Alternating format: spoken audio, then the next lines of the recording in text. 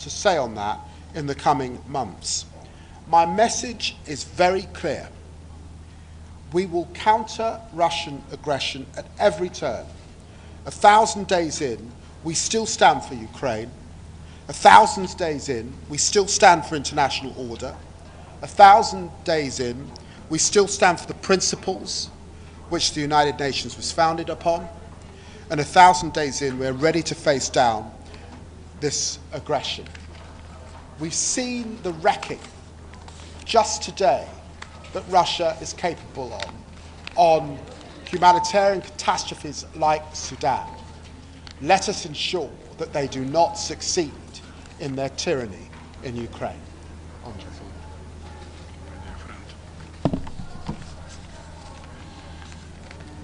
I thank my friend Secretary Lamy for setting Russian aggression as a priority for the UK presidency. This global threat demands global response. When I departed for New York, Russia undertook one of the most massive air attacks against Ukraine. With my wife and children, we had a sleepless night, just like thousands of other Ukrainian families. About 90 drones and 120 missiles of all types across the country. Russia once again targeted civilians and energy infrastructure ahead of winter, intentionally. Such strikes are a constant, horrible reality in Ukraine. This time, Russian missiles targeted our nuclear energy system. In particular, transmission substations, which are part of our nuclear power plants. Such Russian strikes create unacceptable risks for our nuclear safety and security. This is a danger not only for Ukraine, but for the entire world. Russia's massive missile attack is a response to all those who called and visited Putin recently, to those who shook his hand, held telephone talks with him, asked him for peace. He only wants war, and he will only stop when we stop him and force him to accept a just peace. Tomorrow marks 1,000 days since Russia's full-scale invasion. In total, Russian aggression against Ukraine has already lasted more than 10 years. I would like to remind this. 1,000 days is a big number, and it shows how urgent it is to achieve a comprehensive, just and long-lasting peace. It also shows the failure of existing international mechanisms and the need to update them. Russian aggression harms not only Ukraine, but many more countries and people. It caused a number of global crises in food, energy, security, and other areas affecting millions of people. Today, at the Security Council meeting, I will speak about the price of this war for Ukraine and the world. Price of this war. The terrible price we have already paid, and the price we will have to pay if wrong decisions are taken now. I will also explain why peace at any cost, or rather at the cost of the UN Charter, will not work. We need real and just peace, and it can only be achieved through strength, not appeasement. Russia creates global security threats by consolidating military alliances with such rogue states as Iran and DPRK. In February 2022, many experts predicted Ukraine's quick collapse, and they were wrong. But none could have envisioned the presence of North Korean troops in Europe fighting against a European country. If not stopped, Russia will continue the proliferation of war. The Security Council must keep addressing the Russia crisis, including within the Council itself. I mean Russia's illegal occupation of the Soviet permanent seat. Ukraine's stance is clear and well known: comprehensive, just, and lasting peace based on UN Charter. This is at the center of the peace formula. This war is much larger than Ukraine. It will define the future of European and global security.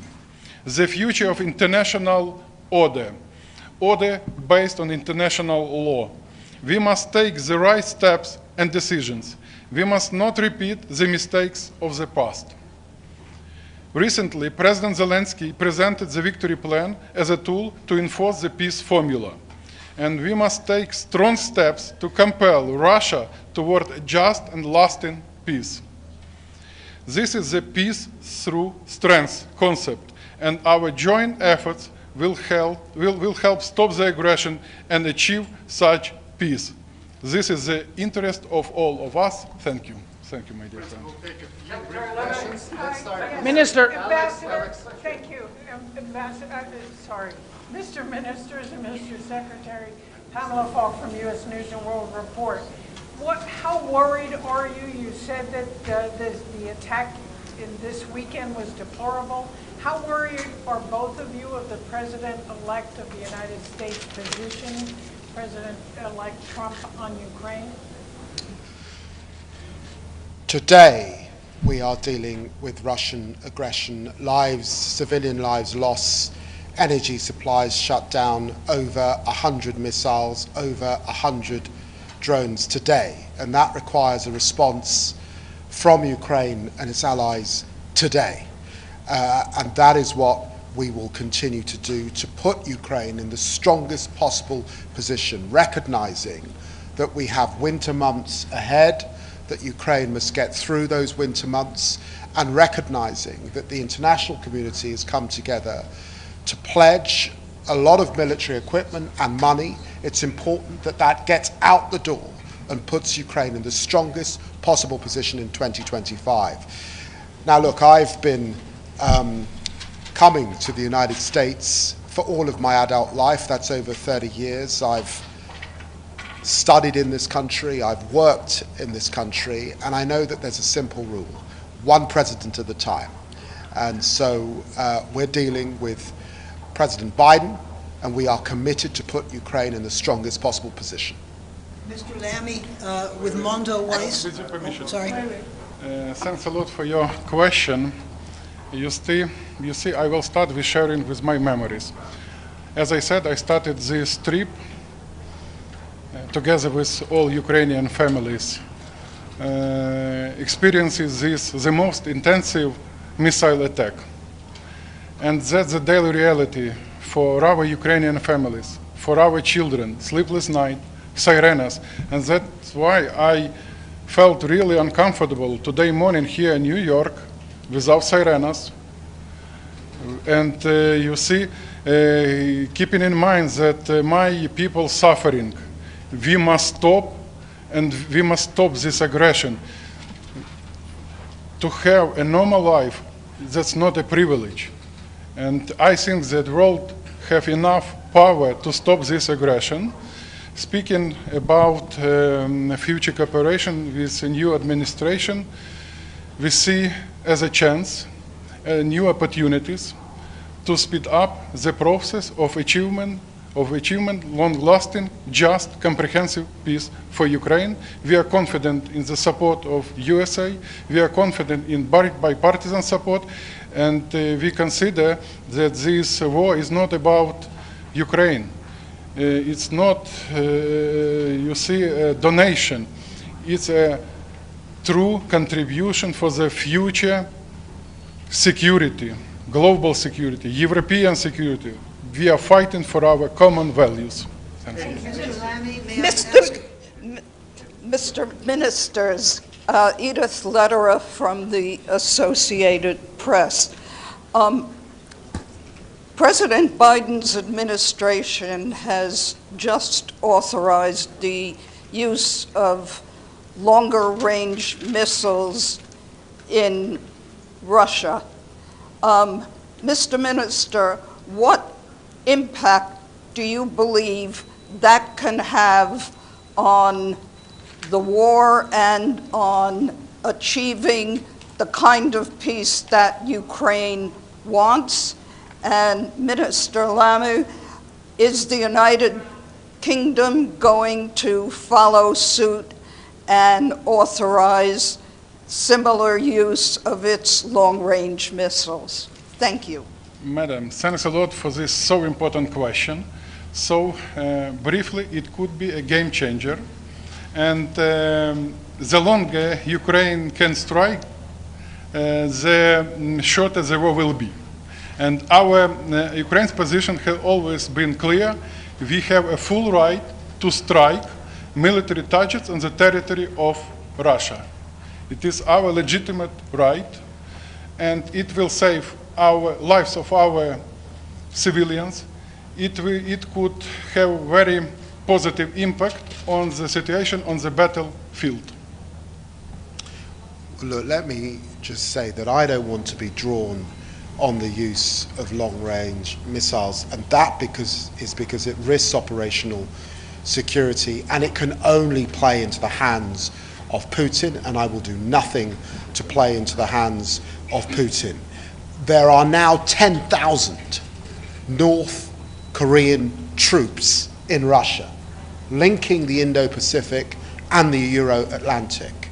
As we meet here in the UN, 1,000 days into this war, none of us would have considered such a transshipment of troops. This is a major, major escalation. And so I repeat what Prime Minister Starmer has said since coming to office. We must stand with Ukraine, put Ukraine in the strongest possible position, and that is what the United Kingdom will continue to do.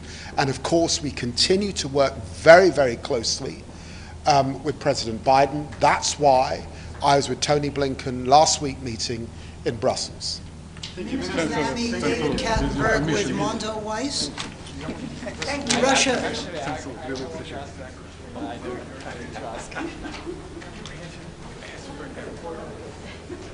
Universal question. No, what? You're right.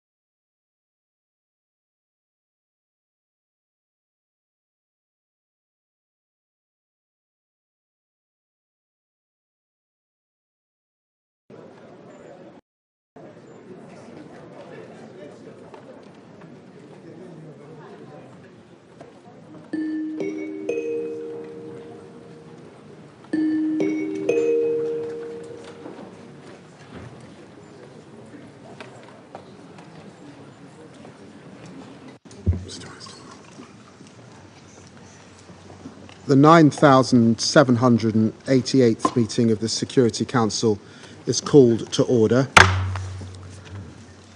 The provisional agenda for this meeting is maintenance of peace and security of Ukraine. The agenda is adopted. I would like to warmly welcome the distinguished ministers and other high-level representatives present in the Security Council chamber this afternoon. Your presence underscores the importance of the subject matter under discussion. In accordance with Rule 37 of the Council's Provisional Rules of Procedure, I invite the representatives of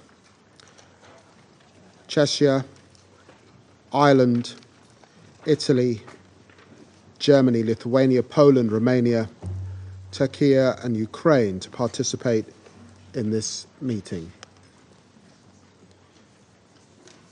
It is so decided. And in accordance with Rule 39 of the Council's Provisional Rules of Procedure, I invite Ms. Rosemary DiCarlo, Under Secretary General for Political and Peacebuilding Affairs, to participate in this meeting. It is so decided.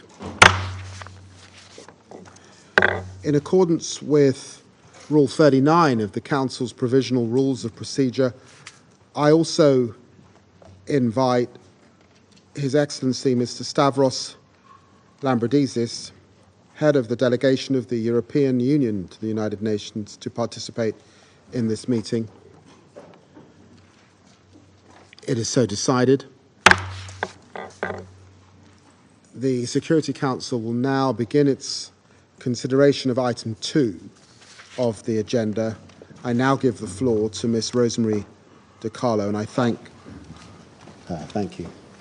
Thank you, Mr. President. I'm pleased to read a statement today on behalf of Secretary General Antonio Guterres, who unfortunately could not make the session.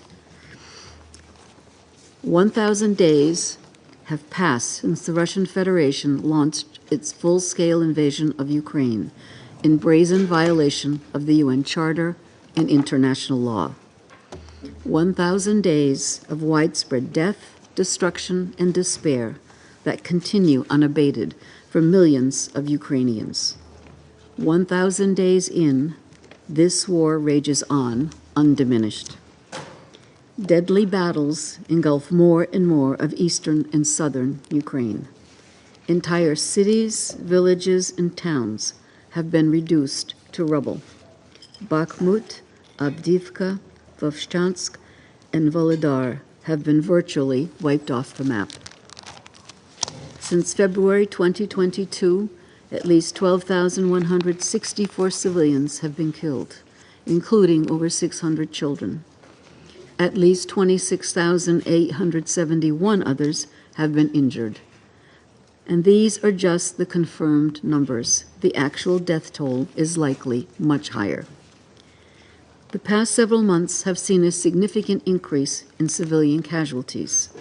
October and November saw some of the most intense and large-scale missile and drone attacks of the war. Over the weekend, Russia launched one of its largest combined strikes, reportedly involving 120 missiles and 90 drones, and targeting energy infrastructure in all Ukrainian regions, which resulted in severe damage and casualties. Last night, there were also media reports that Ukrainian forces would be given authorization to use long-range weapons supplied by partners for strikes within Russia. I want to be clear.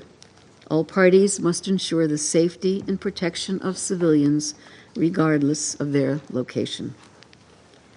Across Ukraine, residential areas have increasingly come under attack. The people of Kiev are again being forced to take shelter from nightly drone and missile barrages. Critical civilian and energy infrastructure in Ukraine are systematically targeted and decimated. depriving many Ukrainians of access to basic needs. At least 580 medical facilities have been damaged or destroyed, with many first responders and medical personnel killed and injured. And at least 1,358 educational facilities have been damaged or destroyed. Ukraine has now become one of the world's most heavily mined places, with almost 1/4 of its territory contaminated with mines, an area 4 times the size of Switzerland. The environmental degradation caused by the war, including from the destruction of critical infrastructure, such as the Kakhovka Dam, has resulted in long-term consequences for local ecosystems as well as Ukraine's agriculture. Millions of traumatized people are dependent on life-saving humanitarian aid. Nearly 4 million remain internally displaced, and more than 6.8 million have fled the country. And in every conflict, women are disproportionately impacted by the economic and social consequences of the war. An entire generation of children is being deprived of proper education as attacks have driven schools online or underground in shelters. Meanwhile, human rights continue to be systematically violated. Mr. President, the Black Sea remains a flashpoint. Renewed Russian attacks on civilian vessels and port infrastructure, particularly in Odessa, are once again exacerbating global food security. I am determined to continue my engagement with all concerned to support the freedom and safety of navigation in the Black Sea. Mr. President, the targeted devastation of Ukraine's energy infrastructure may make the coming winter the harshest since the start of the war.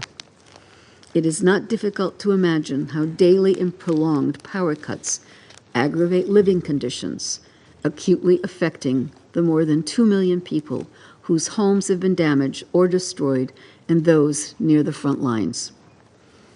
The UN remains fully mobilized to support Ukraine's reconstruction and recovery efforts. This includes critical support to enhance the resilience of the country's energy infrastructure. Our immediate focus is on the winter response plan, but without required resources, the most vulnerable will lack sufficient protection. Unimpeded humanitarian access is essential to reach some 1.5 million people in regions of Ukraine occupied by the Russian Federation. Those areas remain beyond our reach. At the same time, the operating environment for humanitarian actors has become more dangerous. This year so far, at least 9 humanitarian workers have been killed in the line of duty and more than 35 injured. This is unacceptable. Despite the international community's grave concerns, the risk of nuclear incident remains all too real, as military activities continue to be reported near Europe's largest nuclear power plant in Zaporizhia and other sensitive locations in the conflict zone. The consequences of such an event would be catastrophic and should make us all shudder. It is imperative for all parties to act responsibly to ensure nuclear safety and security. Mr. President, the recent reported deployment of thousands of troops from the Democratic People's Republic of Korea to the conflict zone and their involvement in the fighting is alarming. This would add fuel to the fire, further escalating and internationalizing this explosive conflict. There is little doubt that this war at the heart of Europe is a conflict with global implications. It undermines regional stability and deepens geopolitical divisions. It must end. Reversing the current dangerous path will require concerted diplomatic efforts and political will. It is high time for a just peace in line with the UN Charter, international law, and General Assembly resolutions. We stand ready to use our good offices and to make available the tools and experience of the United Nations in full support of all meaningful efforts toward a just, lasting, and comprehensive peace. Thank you, Mr. President. I thank Ms. DiCarlo for her briefing, and I shall now make a statement in my capacity as Secretary of State for Foreign, Commonwealth and Development Affairs of the United Kingdom. Thank you, Rosemary, again for your briefing. And thank you again, Andre, for joining us this afternoon. Here in this Council, 1,000 days into Putin's full-scale invasion, the UK is keeping the spotlight on Ukraine, not just for the security of the Ukrainian people or just for Europe's security, but for something much more fundamental, which every UN member should care about: the right to be a sovereign, independent country, free to choose its future, protect its borders, and stand up to aggression. Everyone on this Council should be familiar from the climate crisis with the concept of tipping points, the critical moment after which changes are irreversible. These exist in geopolitics as they do in science. And unless Putin fails, I believe we face one over Ukraine. Unless Putin fails, we could plunge into a world where the principles enshrined in the UN Charter will have lost their meaning. Unless Putin fails, others will be inspired to wage imperialist wars of conquest. Unless Putin fails, our faith in international law may never return. And unless Putin fails, each of our borders will be less safe. If anyone doubted Putin's intent this weekend's massive missile attack on Ukraine and its energy infrastructure should serve as a reminder. Putin wants to plunge Ukraine into darkness. For years, the Kremlin has tried to bully Ukraine into submission. Russian missiles have struck hospitals and grain ships destined for Africa. Russian troops have raped and tortured Ukrainian prisoners, and Russian police have abducted Ukrainian children for indoctrination in Russia. Like a desperate gambler, Putin has got all in on this illegal war. Putin has lost so many soldiers, 1,000 days into a war he thought he would win in days. He's now turning to North Korea for reinforcements and to Iran for ballistic missiles.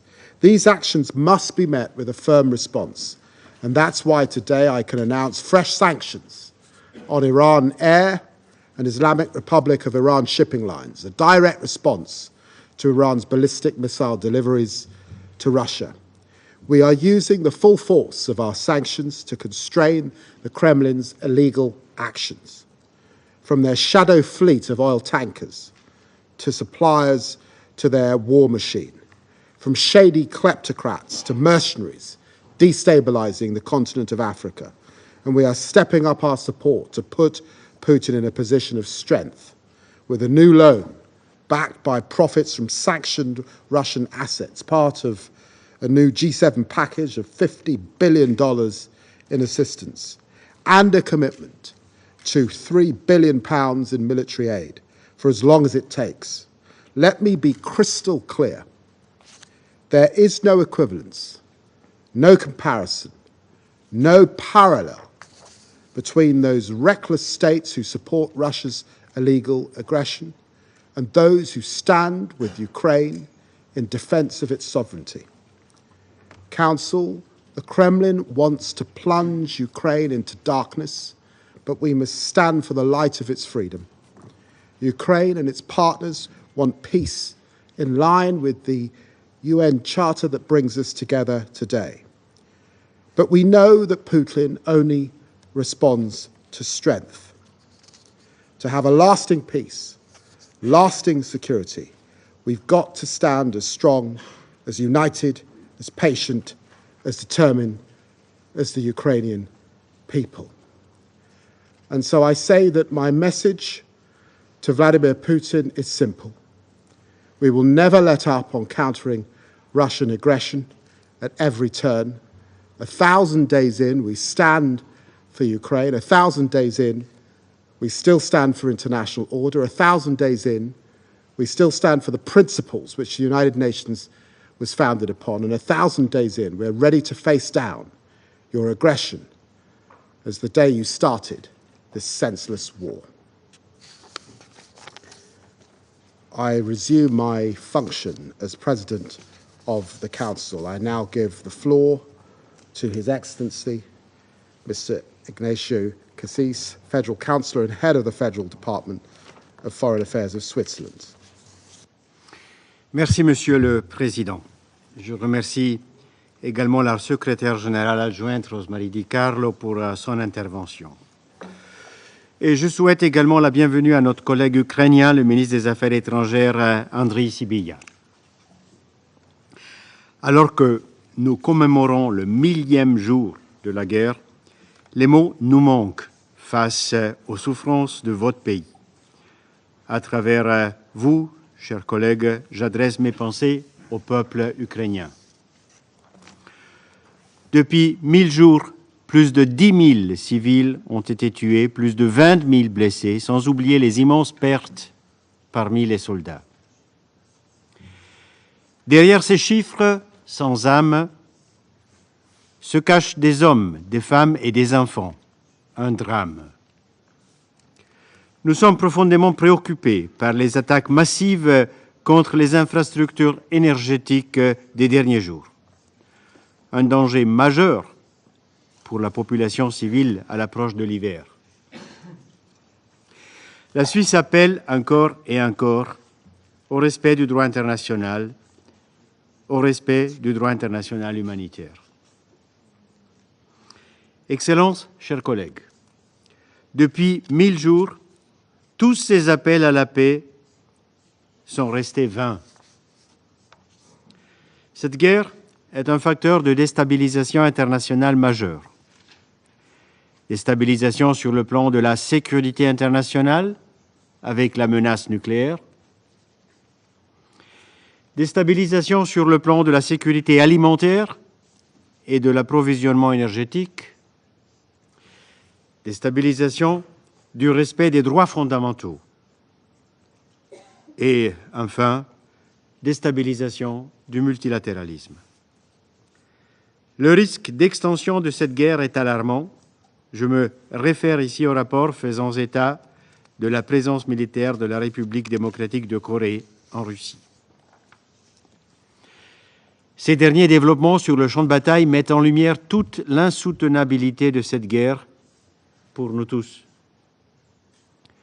Monsieur le Président, Mesdames et Messieurs, il est temps que la Russie mette fin à sa guerre contre l'Ukraine, lancée en violation de la Charte des Nations Unies. Après 1000 jours de guerre, les armes doivent se taire. Il est temps de trouver une solution diplomatique.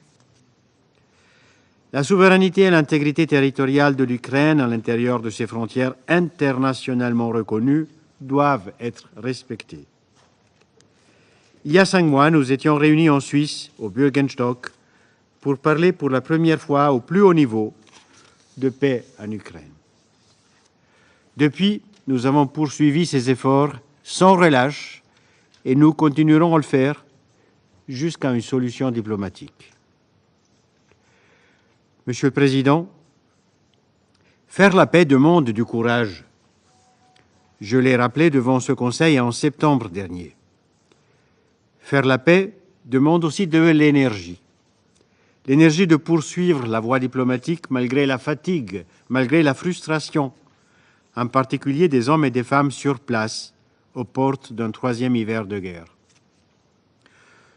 Le courage d'impliquer toutes les parties dans ce dialogue, y compris la Russie. L'énergie d'appeler encore et encore à l'application de la Charte des Nations Unies ainsi qu'au respect des conventions de Genève et l'énergie d'être à la hauteur de notre humanité. La Suisse soutiendra toutes les initiatives et efforts de paix fondés sur les principes de la Charte de l'ONU. Conscients des enseignements de notre histoire commune, nous sommes prêts à assumer nos responsabilités. Pour le peuple ukrainien, certainement, mais aussi pour notre continent européen et pour le monde entier. Nous espérons tous et toutes à la paix et à la stabilité. Je vous en remercie. I thank His Excellency Mr. Cassis for his statement, and I now give the floor to Her Excellency Ms. Linda Thomas Greenfield, Permanent Representative of the United States and member of President Biden's cabinet. Thank you very much, Foreign Minister Lamy, for bringing us together and chairing this important meeting. I thank Undersecretary General DiCarlo for sharing the Secretary General's statement and sobering briefing. I welcome the participation of Ukraine's Foreign Minister in this meeting today. 1,000 days ago, February 24th, 2022, Russia launched its brutal and unprovoked full-scale invasion of Ukraine. President Putin believed it would be a quick victory. Ukrainians would succumb, wave the white flag of defeat, and yet the Russian military failed to conquer Ukraine in its existence as an independent country or absorb it into Russia. When he couldn't break the Ukrainian military, Putin ramped up efforts to break the Ukrainian people, killing tens of thousands of Ukrainian men, women, and children, uprooting millions of families from their homes, bombing out thousands of schools and hospitals, energy infrastructure and food storage, abducting thousands of Ukrainian children and relocating them into Russia. And yet, for 1,000 days, the people of Ukraine have not broken or bent. But while today is an important marker, there's nothing special about this somber occasion. Winter is approaching, and Russia's relentless attacks have devastated critical infrastructure, leaving millions of homes without light, heat, and water. Russia's seizure and militarization of the Zaporizhia nuclear power plant puts all of Europe on the edge of nuclear catastrophe. Every day, Ukrainian families live in fear of Russian war crimes. To date, troops have committed some 147,000 of them. And every night, Ukrainian families live in fear of Russian aerial strikes, which continue to pound the country. It is clear that Russia has no regard for Ukrainian life, but it's also clear that Russia has no regard for Russian life. You saw Russia just this morning veto a resolution on Sudan that would have facilitated humanitarian assistance. You heard them declare their support for the Palestinian people. But you, as I know this is just hypocrisy at its best and lies that they are concerned at the worst. Hundreds of thousands of Russians have died fighting this cruel and callous war. And 1,000 days since it began, the carnage has only accelerated. Russia is absorbing more than 1,200 casualties a day, more than at any other time during the war. And so, in its desperation, the Kremlin has turned to the DPRK, first for arms and now for manpower. At least 10,000 soldiers, sent first to eastern Russia and now to the far western Kursk oblasts bordering Ukraine, have begun engaging in combat operations with Russian forces. It is a move without modern precedent. Not in over 100 years has Russia welcomed foreign troops onto its soil. And it's one in blatant violation of UN Security Council Resolution 1718, 1874, 2270, resolutions Russia agreed to only a few years ago. It's not just the DPRK Russia has looked to for help. Putin also acquired hundreds of UAVs from Iran, flagrantly violating Security Council Resolution 2231. All the while, Russia has disregarded its chemical weapons convention obligations and stated publicly it will supply captured weapons to non-state actors, including state sponsors of terrorism. Colleagues, these are the actions of a rogue state. And so rather than try and justify the unjustifiable, Russia simply lies. 1,001 days ago, Russia's representative told us to our face there would be no invasion. As the world watched live broadcasts of Russian forces and tanks crossing into Ukrainian territory and Russian missiles raining down on Kyiv, he continued to insist in this council there was nothing to see here. The lies continued. We were told that no North Koreans were deploying through Russia. Now North Koreans are fighting on Russia's front lines under the command of the Russian military. All the while, this chamber has been flooded with slurs and baseless accusations against Ukraine's democratically elected leaders, along with specious arguments about how Ukraine's sovereign right to choose its own path and partners somehow threaten Russia's so-called legitimate interests or legitimate security concerns. Of course, the UN Charter is very clear. No country, quote unquote, security concerns, legitimate or otherwise, give it the right to dictate another country's policies, let alone invade and annex another country's territory.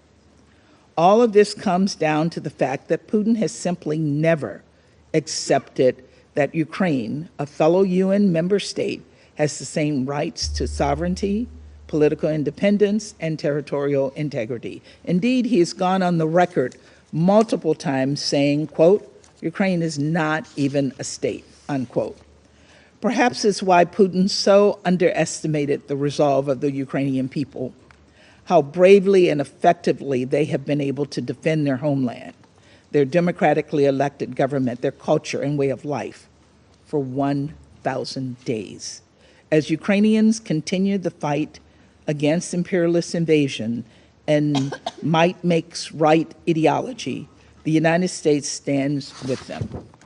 And let me be clear, when this war ends, a sovereign, independent, democratic Ukraine will be in control of its internationally recognized territory and continue on the path to joining Euro-Atlantic institutions like NATO.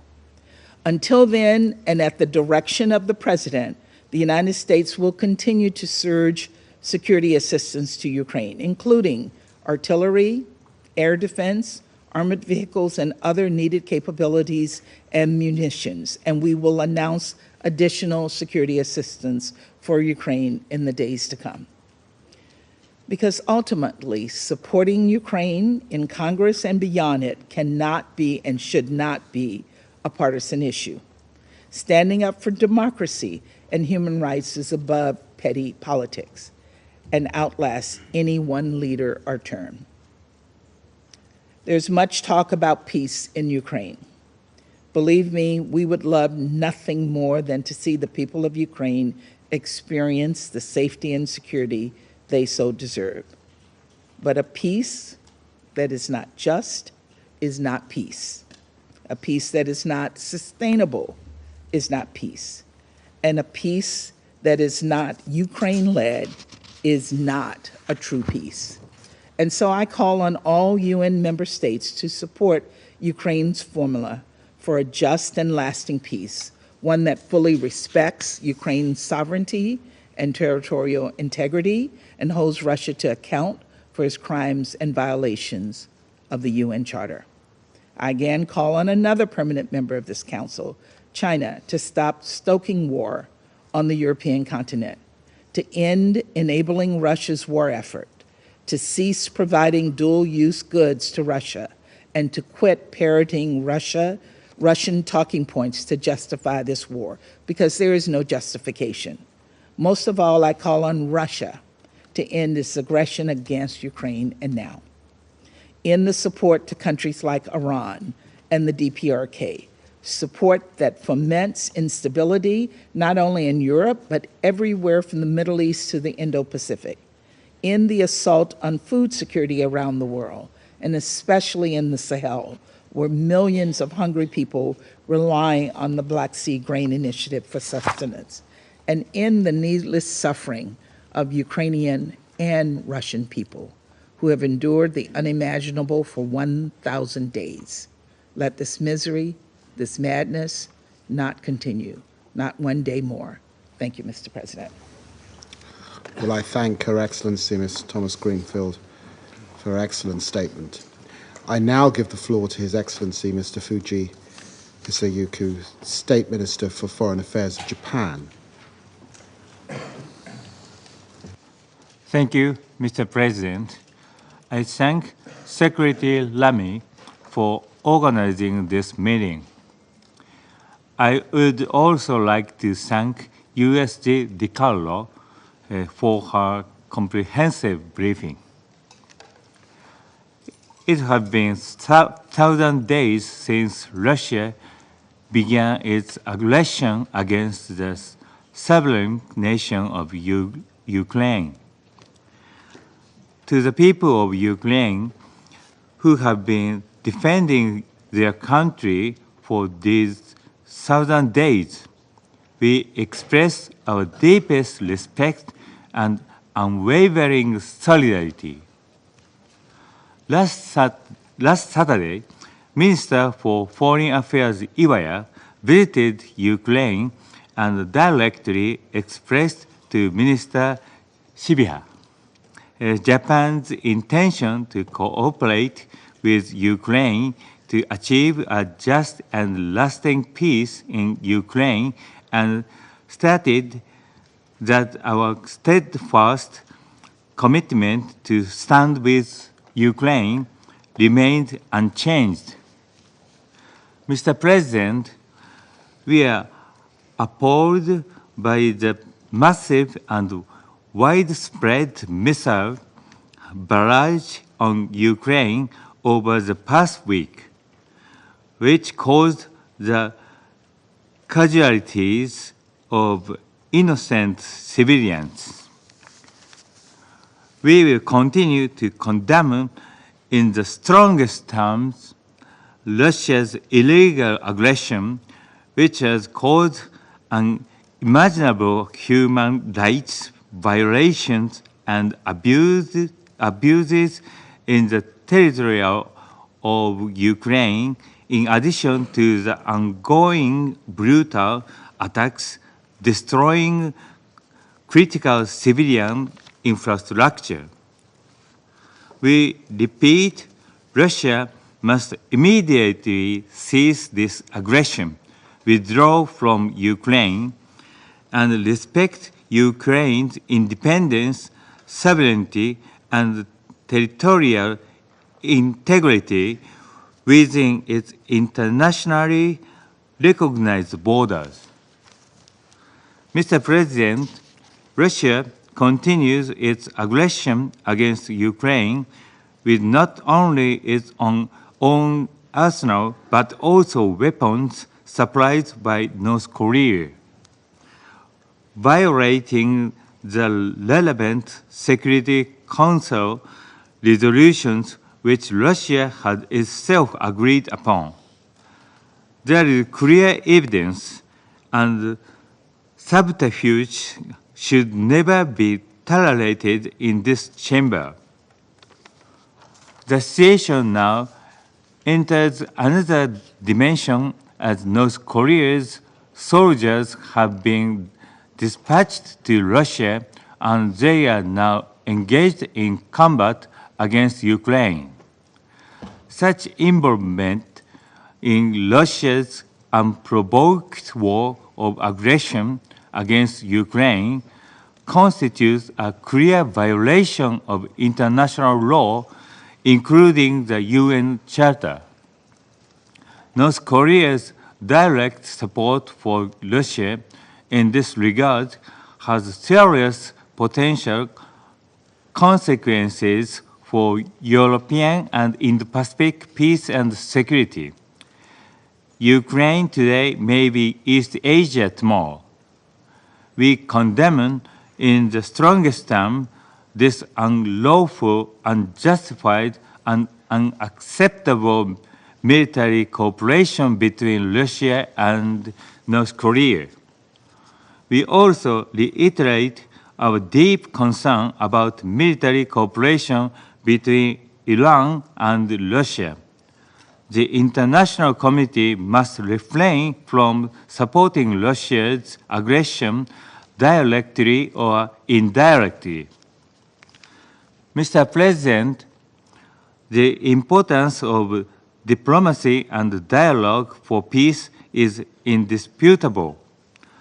However, it should be crystal clear that Ukraine is not the one who is waging this war. Ukraine was forced to fight to defend itself. It is Russia that launched an unprovoked war of aggression. Once Russia stops its aggression and withdraws to the internationally recognized border, it will end immediately. What is needed now is not a call for peace that ignores Ukraine's sovereignty and territorial integrity, nor a demand for both sides to be escalated in an equal manner, which only rewards the aggressor. The question is whether to uphold or disregard the principles of the UN Charter. It cannot be clearer who violates the Charter. We must uphold the international order based on the rule of law and never tolerate violation of international law. Japan will continue its diplomatic efforts together with Ukraine and the international community to achieve a comprehensive, just, and lasting peace in Ukraine based on the purposes and principles of the UN Charter. Mr. President, Japan is committed to and will continue its long-term efforts to rebuild the lives of the Ukrainian people and the entire country. We have already pledged over $12 billion in support of Ukraine in the areas of humanitarian assistance, recovery, reconstruction, and finance, which are steadily being implemented. We will continue to provide support, including in the areas of energy supplies and landmine removal. To conclude, Mr. President, we emphasize that any unilateral attempt to change the status quo by force is unacceptable anywhere in the world. Japan stands firmly with Ukraine until peace and justice prevail. I thank you. I thank His Excellency Mr. Fuji for his statement. I now give the floor to His Excellency Mr. Marko Stucin, Deputy Minister for Foreign and European Affairs of Slovenia. Thank you very much, Minister, for organizing this briefing. I would also like to thank Under Secretary General Di Carlo, delivering the statement on behalf of UN Secretary General. And I would also like to warmly welcome Ukrainian Foreign Minister Sybiha at this meeting. Tomorrow will mark 1,000 days of war in Ukraine, 1,000 days of death, destruction, and displacement. but also 1,000 days of inaction of this very council. I have just returned from Kiev, and while being humbled by Ukraine's perseverance and determination, I'm also deeply disturbed by the dire situation that the civilian population is facing as the country enters the third winter of this war of aggression. Just in terms of the toll on human lives, these 1,000 days have been catastrophic. Last week, I have also visited Bucha, one of many sites where mass graves were found in the first months of the war in Ukraine. In just one of them, 508 Ukrainians are buried, and the bloodshed continues. It is estimated that in the first half of this year, 3 times as many people died in Ukraine as there were born. The number of civilian casualties is at its highest in the last 2 years. This gloomy picture is only about to get worse as Ukrainians brace themselves for the winter. Just yesterday, Russia launched its largest aerial attack on Ukraine in months, hitting energy infrastructure across the country with more than 200 drones and missiles. Continuous deliberate attacks against energy infrastructure are not just military tactics. They are, first and foremost, attacks on civilians, taking away their lives, cutting off their heating, breaking their spirits. These attacks are a despicable violation of international humanitarian law. Mr. President, for 1,000 days we have been discussing the casualties of the war, and each time our deliberations were followed by silence and impunity. With each day of inaction by this Council, the integrity of international law, including the Charter, was diminished. A lot is at stake with this war. It is more important than ever that the Council members condemn aggression, that we demand respect for international humanitarian and human rights law, and that we make it clear to the perpetrators of war crimes that they will not get away with it and will be held accountable. A single day of war is one too many. There are no words to describe how tormenting 1,000 days of war are. We need a just and lasting peace as soon as possible. A peace that would not come at the expense of the fundamentals of international law, a peace that will be based on UN Charter and its key principles, safeguarding Ukraine's sovereignty, independence and territorial integrity within its internationally recognized borders.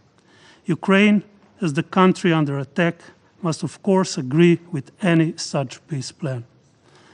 This is the only way to stop this war, and this war must stop. Until then, Slovenia will support Ukraine every step of the way. I thank you, Mr. President. I thank His Excellency Mr. Susin for his statement. I now give the floor to the representative of Algeria. شكرا سيد الرئيس.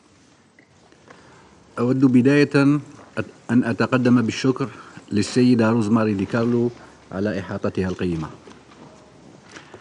يأتي اجتماعنا هذا والأوضاع في أوكرانيا لا تزال محل قلق عميق، أين الحرب لا تزال تحصد الأرواح البشرية البريئة وتدفع أعدادا كبيرة من المدنيين على الفرار بحثا عن ملاذ آمن، حيث أدى هذا الصدام بين الطرفين الأوكراني والروسي إلى مأساة إنسانية. كما أن هذه الحرب التي طال أمدها خلفت ولا تزال خسائر مادية فادحة ودمارا هائلا في البنى التحتية. والذي يثير قلقنا أيضا هو أننا نكاد نكون سلمنا بحتمية الأمر في ظل غياب أي تغير في الأوضاع على الميدان، وبالرغم من تعدد المبادرات الفردية منها والدولية لتقريب المواقف ووجهات النظر. منطق التصعيد والمواجهة وكذا منطق الاستقطاب الذي لا زال يهيمن على الأطراف المعنية لا يمكن أن يؤدي بنا إلى مخرج لهذا الوضع المتأزم، مثلما سبقت وأن حذرت الجزائر منه في عدة مناسبات. كما لا تزال بلادي تدعو إلى مواصلة الجهود لإعلاء صوت الحوار ضد لغة الصدام والحرب، إيمانا منا أن الحل لا يمكن أن تتجلى مظاهره إلا من خلال الحوار والطرق السلمية، حيث أن هذا الحوار يكون مبنيا على 3 نقاط أساسية. أولا، ضرورة وقف الأعمال العدائية وحماية المدنيين. ثانيا، الانصياع إلى مبادئ ومقاصد ميثاق الأمم المتحدة وقواعد القانون الدولي التي نتفق كلنا على سموها وطابعها العادل. ثالثا، معالجة الأسباب الجذرية للنزاع والأخذ بعين الاعتبار للانشغالات الأمنية لكل الأطراف. سيد الرئيس، أصبح من الضروري أن نعمل سويا لضمان حل دائم لهذا النزاع الذي لم تقتصر تداعياته على المنطقة فحسب، بل توسعت لتثقل كاهل العالم بأكمله، خاصة الدول النامية. ومن هذا المنطلق تظل الجزائر مستعدة للمشاركة البناءة في الجهود لخلق أرضية صلبة لتسهيل الحوار بين الأطراف، وبهدف تعزيز المشاورات على مختلف المستويات ومع كافة الأطراف، ودعم الجهود الرامية إلى إرساء سلام عادل ودائم. وتبقى الجزائر مستعدة لتقديم الدعم اللازم لتغليب لغة السلام واستتباب الأمن في المنطقة. وشكرا.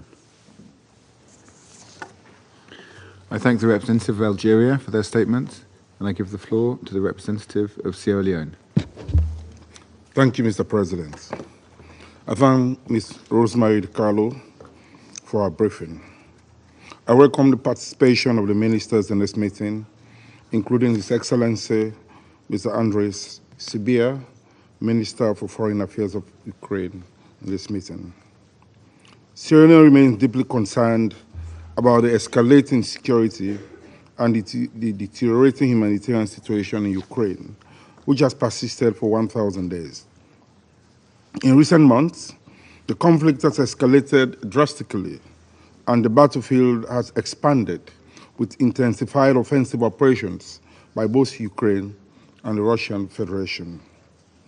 With almost 2 years and 9 months of brutal conflict, Sierra Leone regrettably takes note of recent escalatory conduct of intensive large-scale drone attacks on Ukraine and news reports that restrictions on the use of long-range missiles to strike targets inside Russian territory have been lifted. This follows recent intelligence and open-source reports that troops of the People's Republic of Korea, DPRK, are now engaged in combat in the Kursk region of the Russian Federation. The reports, if confirmed, mark a dangerous escalation of the conflict and have the potential to dramatically increase in scope, with severe attendant risk and broader destabilizing impacts on regional and international peace and security. The inability of the Security Council to act further puts at risk its credibility and dependability to maintain and also address threats to international peace and security. Colleagues, given the regrettable, devastating impact of the conflict, let us remind ourselves of the worrying trend of civilian casualties for just the past 4 months. From the Human Rights Monitoring Mission to Ukraine reports of 9 August 2024, Sierra Leone notes an alarming increase in civilian casualties since March this year, with July being the deadliest month, with at least 219 civilians killed and 1,018 injured. The number of civilian casualties, particularly in Ukraine for August, were similarly alarming, with at least 184 civilians killed and 856 injured. According to OCHA and OHCHR reports, intensified hostilities and attacks in September 2024 led to another alarming civilian casualty numbers, with at least 208 killed and 1,220 injured. We take note of reports from Ukraine of multiple attacks in October, targeting civilians and vital infrastructure, such as residential areas, markets, railways, and grain storage facilities using guided area bombs, strike drones, and missiles. Additionally, the attacks have reportedly continued to target and damage numerous civilian facilities across Ukraine, including electricity and gas facilities, despite the winter.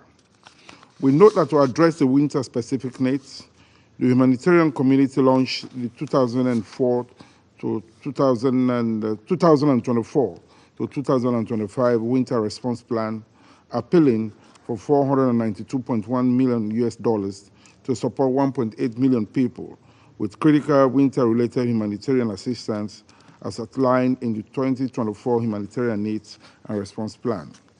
This plan intends to support timely preparedness and response. Sierra Leone calls on the international community to support this plan. We have reiterated in this Council that the deliberate targeting of residential or civilian areas, civilian infrastructure, and essential services such as hospitals, schools, water and energy facilities are unacceptable and prohibited under international law. It poses a significant threat to the safety and well-being of the most vulnerable and protected populations, violating the basic tenets of humanity and the principles of international humanitarian law.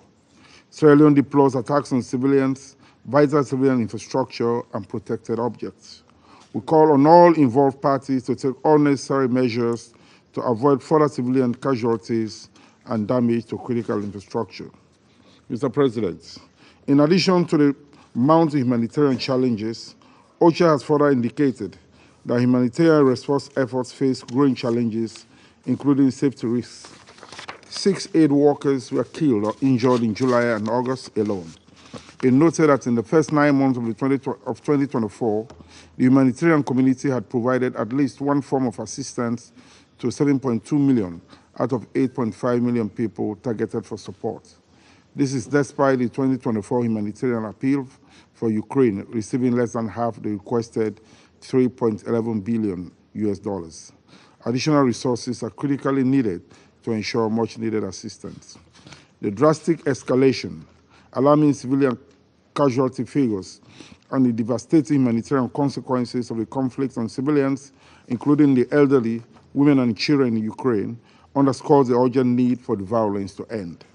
All parties to the conflict must prioritize the protection of civilians and refrain from further escalation and pursuit of the option of winning the war on the battlefield at all costs. Dialogue and diplomacy should be the primary tools employed to pave the way for a peaceful resolution of the conflict. Mr. President, as Sierra Leone is deeply concerned about the seeming strategic approach to annexed territories, we take the opportunity to reiterate the UN Secretary General's instructive statement of 29 September 2022, in which he recalled that any annexation of a state's territory by another state resulting from the threat or use of force is a violation of the principles of the UN Charter and international law. We also recall Security Council Resolution 2202, reaffirming its full respect for the sovereignty, independence, and territorial integrity of Ukraine. In a similar manner, we reaffirm the full respect for the sovereignty, independence, and territorial integrity of the Russian Federation. Let me close by urging all parties to prioritize the protection of civilians and critical infrastructure, including hospitals, schools, and energy infrastructure, to ensure essential services for the well-being and stability of civilians. Peace is made not between friends, but between parties in a state of disagreement. Therefore, peace should be actively pursued and not be left to chance. Sierra Leone reiterates its call for meaningful steps to be taken towards the immediate cessation of the hostilities and for constructive and inclusive diplomatic efforts to achieve a just and lasting resolution of the conflict. In taking this important step, we further reiterate our call for the full respect for Ukraine's sovereignty, unity, and territorial integrity within its internationally recognized borders, and for the legitimate concerns of all parties to be taken into account in order to find a political and diplomatic solution as envisaged in Article 33 of the UN Charter. The international community, including this Council, must remain steadfast in its commitment to supporting the pursuit of a just and sustainable peace. I thank you. I thank the representative of Sierra Leone for their statement, and I give the floor to the representative of China. 主席，我感谢迪卡洛副秘书长的通报。乌克兰危机延宕至今已有1000天，当前局势的发展走到了十字路口，正处在关键时刻。一方面，地面战事仍在持续，人道危机日益严重，外溢影响不断加剧。冲突双方仍未放下依靠武力战胜对方的执念，仍在相互不断发动大规模袭击，今日正呈扩大态势。另一方面，国际社会围绕乌克兰危机的讨论愈发向谈判聚焦，向和平靠拢。从亚洲、非洲到欧洲、美洲，从南方、北方到东方、西方，各国人民对和平的期盼越来越强烈，对和平的呼声越来越响亮。国际社会推动实现和平的条件正在逐步累积。今年9月联大一般性辩论期间，中国、巴西同阿尔及利亚等全球南方国家举行部长级会议，发起成立乌克兰危机和平之友小组，共同呼吁遵守战场不外溢、战事不升级、各方不拱火3原则，共同发出早日停火止战、支持政治解决的有力信号。历史反复证明，军事手段带不来持久和平，任何冲突的终点都将是谈判桌前。我们再次呼吁冲突当事方展现政治意愿，早日开启和谈，相向而行，停火止战。再次呼吁国际社会为此提供支持，创造条件，共同壮大促进和平的努力，形成劝和促谈的合力。主席，中方在乌克兰问题上的立场一以贯之，坚定明确。我们始终站在和平一边，站在对话一边。自危机爆发以来，中方始终主张各国主权、领土完整都应该得到尊重，联合国宪章的宗旨和原则都应该得到遵守，各国合理安全关切都应该得到重视，一切有利于和平解决危机的努力都应该得到支持。我们坚持对话谈判是解决乌克兰危机的唯一出路，同俄罗斯、乌克兰等有关各方均保持接触交流，积极开展穿梭外交，坚持不懈劝和促谈，推动政治解决。当前形势下，中方愿同有关各方进一步加强沟通，为推动和平曙光早日到来，乌克兰危机早日政治解决，继续做出不懈努力，发挥建设性作用。主席，刚才美国代表在发言中再次对中方污蔑抹黑，向中方甩锅推责，我们对此坚决反对。在此前的会议上，我已经就此多次做出回应，今天我就不重复。这里我只想简要地指出，乌克兰危机的爆发与持续至今与美国有很大关系。未来能否早日停火止战，实现政治解决，在相当程度上也取决于美方的态度和表现。我们希望美方的所作所为能经得起后人的评说和历史的检验。谢谢主席。I thank the representative of China for their statement, and I give the floor to the representative of Mozambique. Mr. President, we wish to express our gratitude to Under-Secretary General Ms. Rosemary DiCarlo for having delivered a very important statement by the Secretary General on the Ukraine issue. As the conflict rages on, calls for dialogue and diplomacy continue to be overshadowed by the relentless drums of war.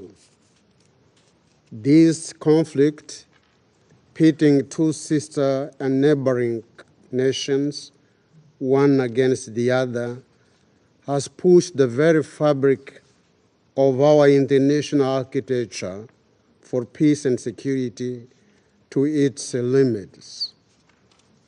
Now, in a phase of a protracted attrition and exhaustion, the conflict has inflicted unimaginable suffering on the people of Ukraine, deepening global divisions and shaken the very foundations on which the United Nations has been built.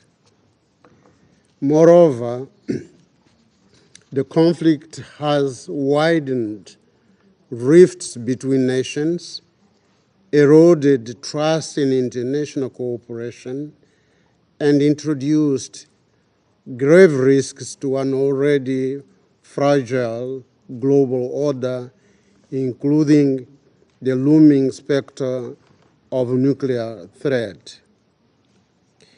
The humanitarian toll has reached catastrophic proportions in Ukraine, compounded by the disregard for international law and international humanitarian law.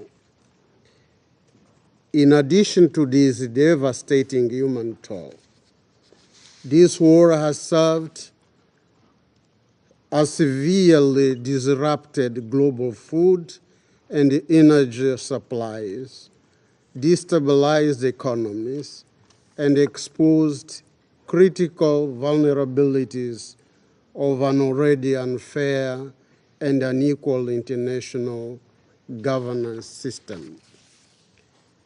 Mr. President, the Ukraine-Russia crisis represents possibly the sternest test to international peace and security in the 21st century, in an interconnected world where no nation is immune to the suffering of others. In its aftermath, the landscape of global diplomacy has been profoundly tested.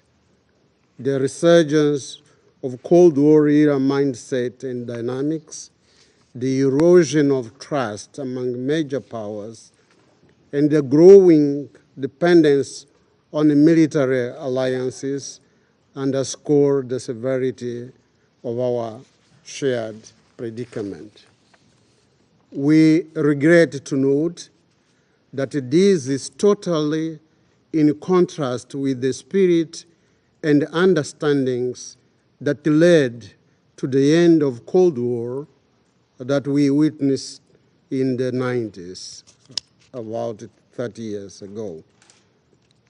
More leadership and vision based on peace, more commitment to our shared concept of collective security, more dialogue, more respect for the sanctity of treaties, and less reliance on modern military doctrines could possibly have brought us to a different outcome, to a more peaceful and less dangerous world. It would have saved us from what an American scholar termed as the rise and fall of peace on earth. Mr. President, at the heart of Mozambique's position on this conflict lies our unwavering commitment to the purposes and principles of the United Nations Charter and to our own Constitution that holds as paramount the primacy of peace and the settlement of disputes by peaceful means. We advocate diplomacy and negotiations in conflict resolution conducted in good faith. They should not be construed as a sign of weakness, but rather as the foundational pillars of peace.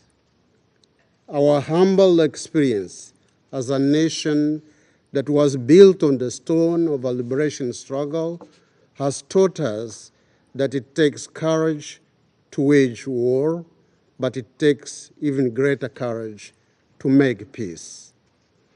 Mr. President, it is deeply regrettable that despite numerous scheduled and unscheduled sessions, debates and briefings, the Council has remained paralyzed, unable to overcome divisions and act decisively in the interests of peace and security in Ukraine and in the world.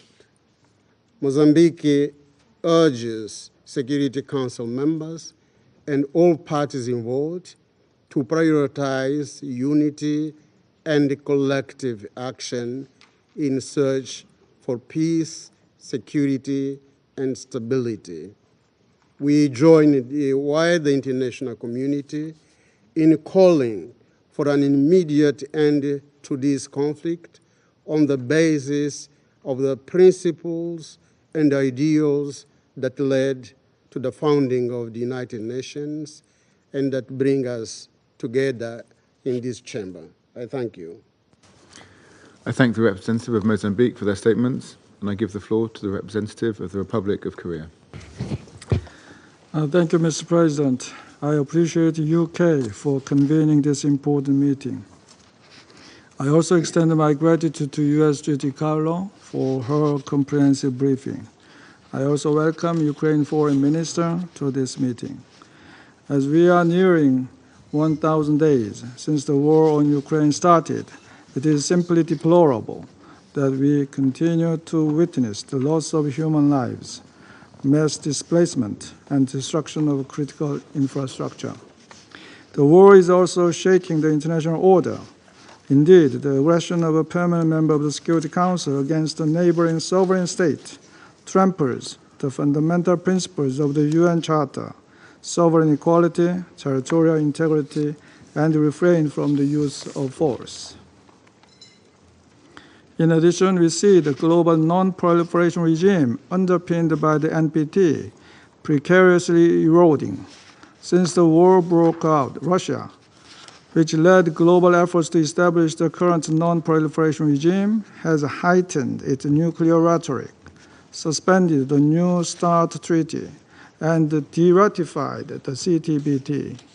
The ongoing war also represents a blatant violation of the Budapest Memorandum, in which Ukraine agreed to join the NPT as a non-nuclear weapon state in exchange for security assurances that have now been disregarded by a signatory state. The safety of the Zaporizhzhia nuclear power plant is also under threat. Furthermore, this unjustifiable war has been conducted in a cruel manner, involving wanton attacks on residential areas, schools, and hospitals, according to the recent UN reports. Mr. President, as the war continues on, its international repercussions have expanded both in magnitude and scope. Millions of refugees fled Ukraine into Europe. Global food, fuel, and fertilizer prices soared, particularly affecting the global south.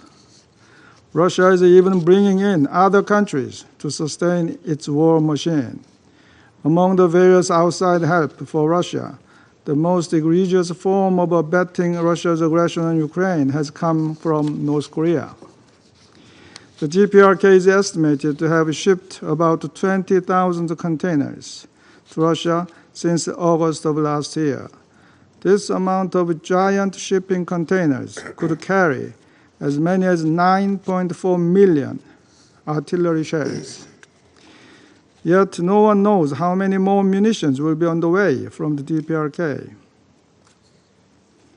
Among the some 200 munitions factories in North Korea, those factories producing weapons shipped to Russia are now running at full capacity.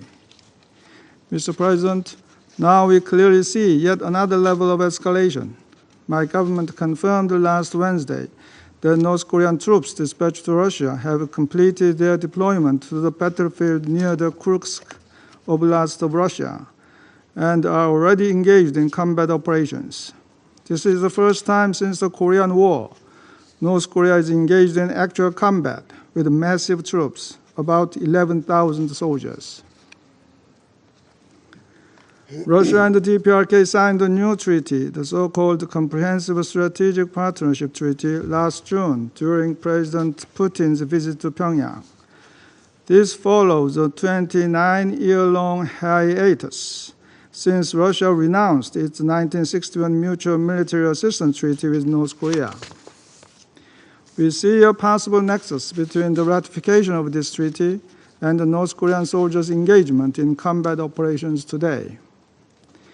Contrary to Russia's claim that their military cooperation should not worry anyone, as it is not directed against third countries, it does concern everybody, as it clearly infringes upon the sovereignty and the territorial integrity of a state, and it directly affects many other countries in both Europe and Northeast Asia. This demonstrates how the security of Europe is linked to that of East Asia. Dear colleagues, what is even more troubling is that this movement may only be the beginning. You may be surprised to learn that the DPRK has a larger amount of military troops, well over 1 million, than Russia.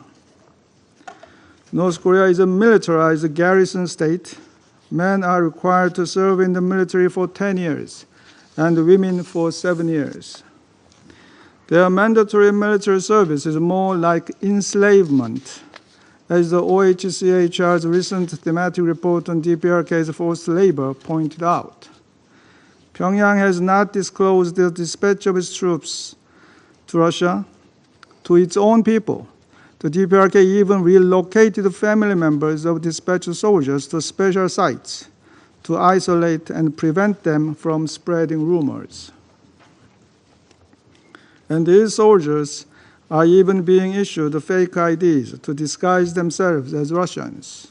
This is more akin to mercenaries than regular state-level military intervention. Mr. President, we don't know exactly what kind of payoff the DPRK is actually receiving from Russia yet, but we are sure that Kim Jong-un will exploit Moscow's desperate position and obtain whatever Russia is willing to offer: fuel and energy, or high-end military technology for its nuclear and ballistic missile program. Against all these possibilities, the Republic of Korea will respond to this unlawful military cooperation, which threatens our national security, and will take corresponding measures commensurate to ensuing developments alongside our partners. Mr. President, as this war has dragged on for 1,000 days now, I would like to offer some points of reflection. As Korea has also experienced a long, brutal war.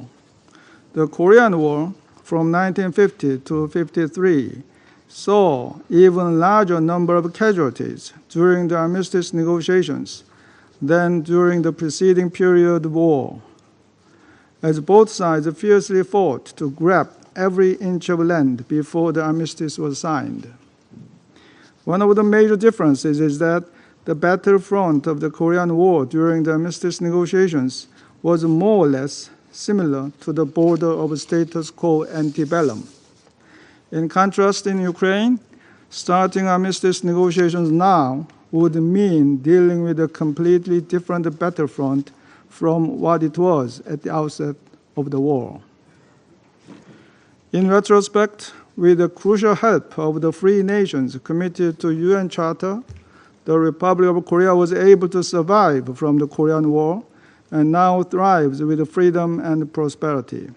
This is why the Republic of Korea is helping Ukraine to survive from the invasion and then to revitalize, rebuild, and flourish. The Republic of Korea will continue to support all international efforts toward this goal and will continue its principled backing for Ukraine through its bilateral Ukraine Peace and Solidarity Initiative. I thank you, Mr. President. I thank the representative of the Republic of Korea for their statement, and I give the floor to the representative of Malta. Thank you, President. I begin by thanking you for convening this high-level briefing. I also thank USG DiCarlo for her insightful and sobering remarks. I welcome the participation of the Ukrainian Foreign Minister to our meeting today. In 2 days, we will mark the 1000th day anniversary since the Russian Federation decided to start a war of aggression against its sovereign neighbor, Ukraine, in violation of the UN Charter. As we approach this grim milestone, Malta remains firm in its belief that this Council must ensure that international law is upheld at all times. Regrettably, Russia's actions on the ground and in this Council constitute a direct affront to the principles and values that unite us. The unrelenting attacks on Ukrainian civilian infrastructure, in particular on energy infrastructure, which has direct impact on Ukraine's social and economic development and on preparations for the upcoming winter months, have to stop. This Council must reiterate, in no uncertain terms, its call on all parties to uphold IHL and the principles of distinction and proportionality. Malta also continues to call for full, safe and unfettered access for all humanitarian workers currently operating on the ground in Ukraine. Just last Saturday, the Russian Federation launched a massive missile and drone attack on Ukraine, targeting multiple targets with a focus on energy infrastructure. People were killed and injured, and the country suffered significant damage to its energy plants, which led to blackouts and country-wide restrictions.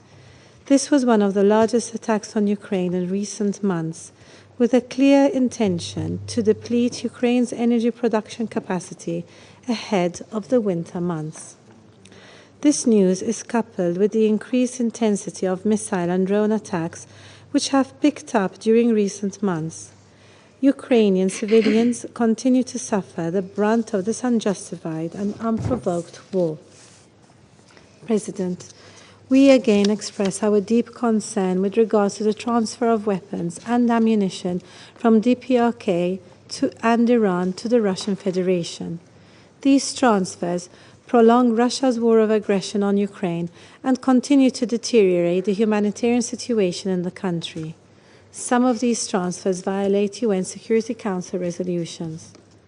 In addition, the deployment of troops from the DPRK on the front lines in Ukraine represents a dangerous escalation.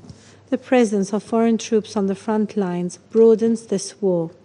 It also directly endangers European as well as global peace and security. We call on all states to stop supporting and enabling this illegal war of aggression. President, we stress the need for full accountability for all crimes committed by Russia and Ukraine, and reaffirm our support to the ongoing work of the ICC, the Independent International Commission of Inquiry on Ukraine, and the Register of Damage. We also further reiterate our support for the establishment of a special tribunal for the prosecution of the crime of aggression against Ukraine.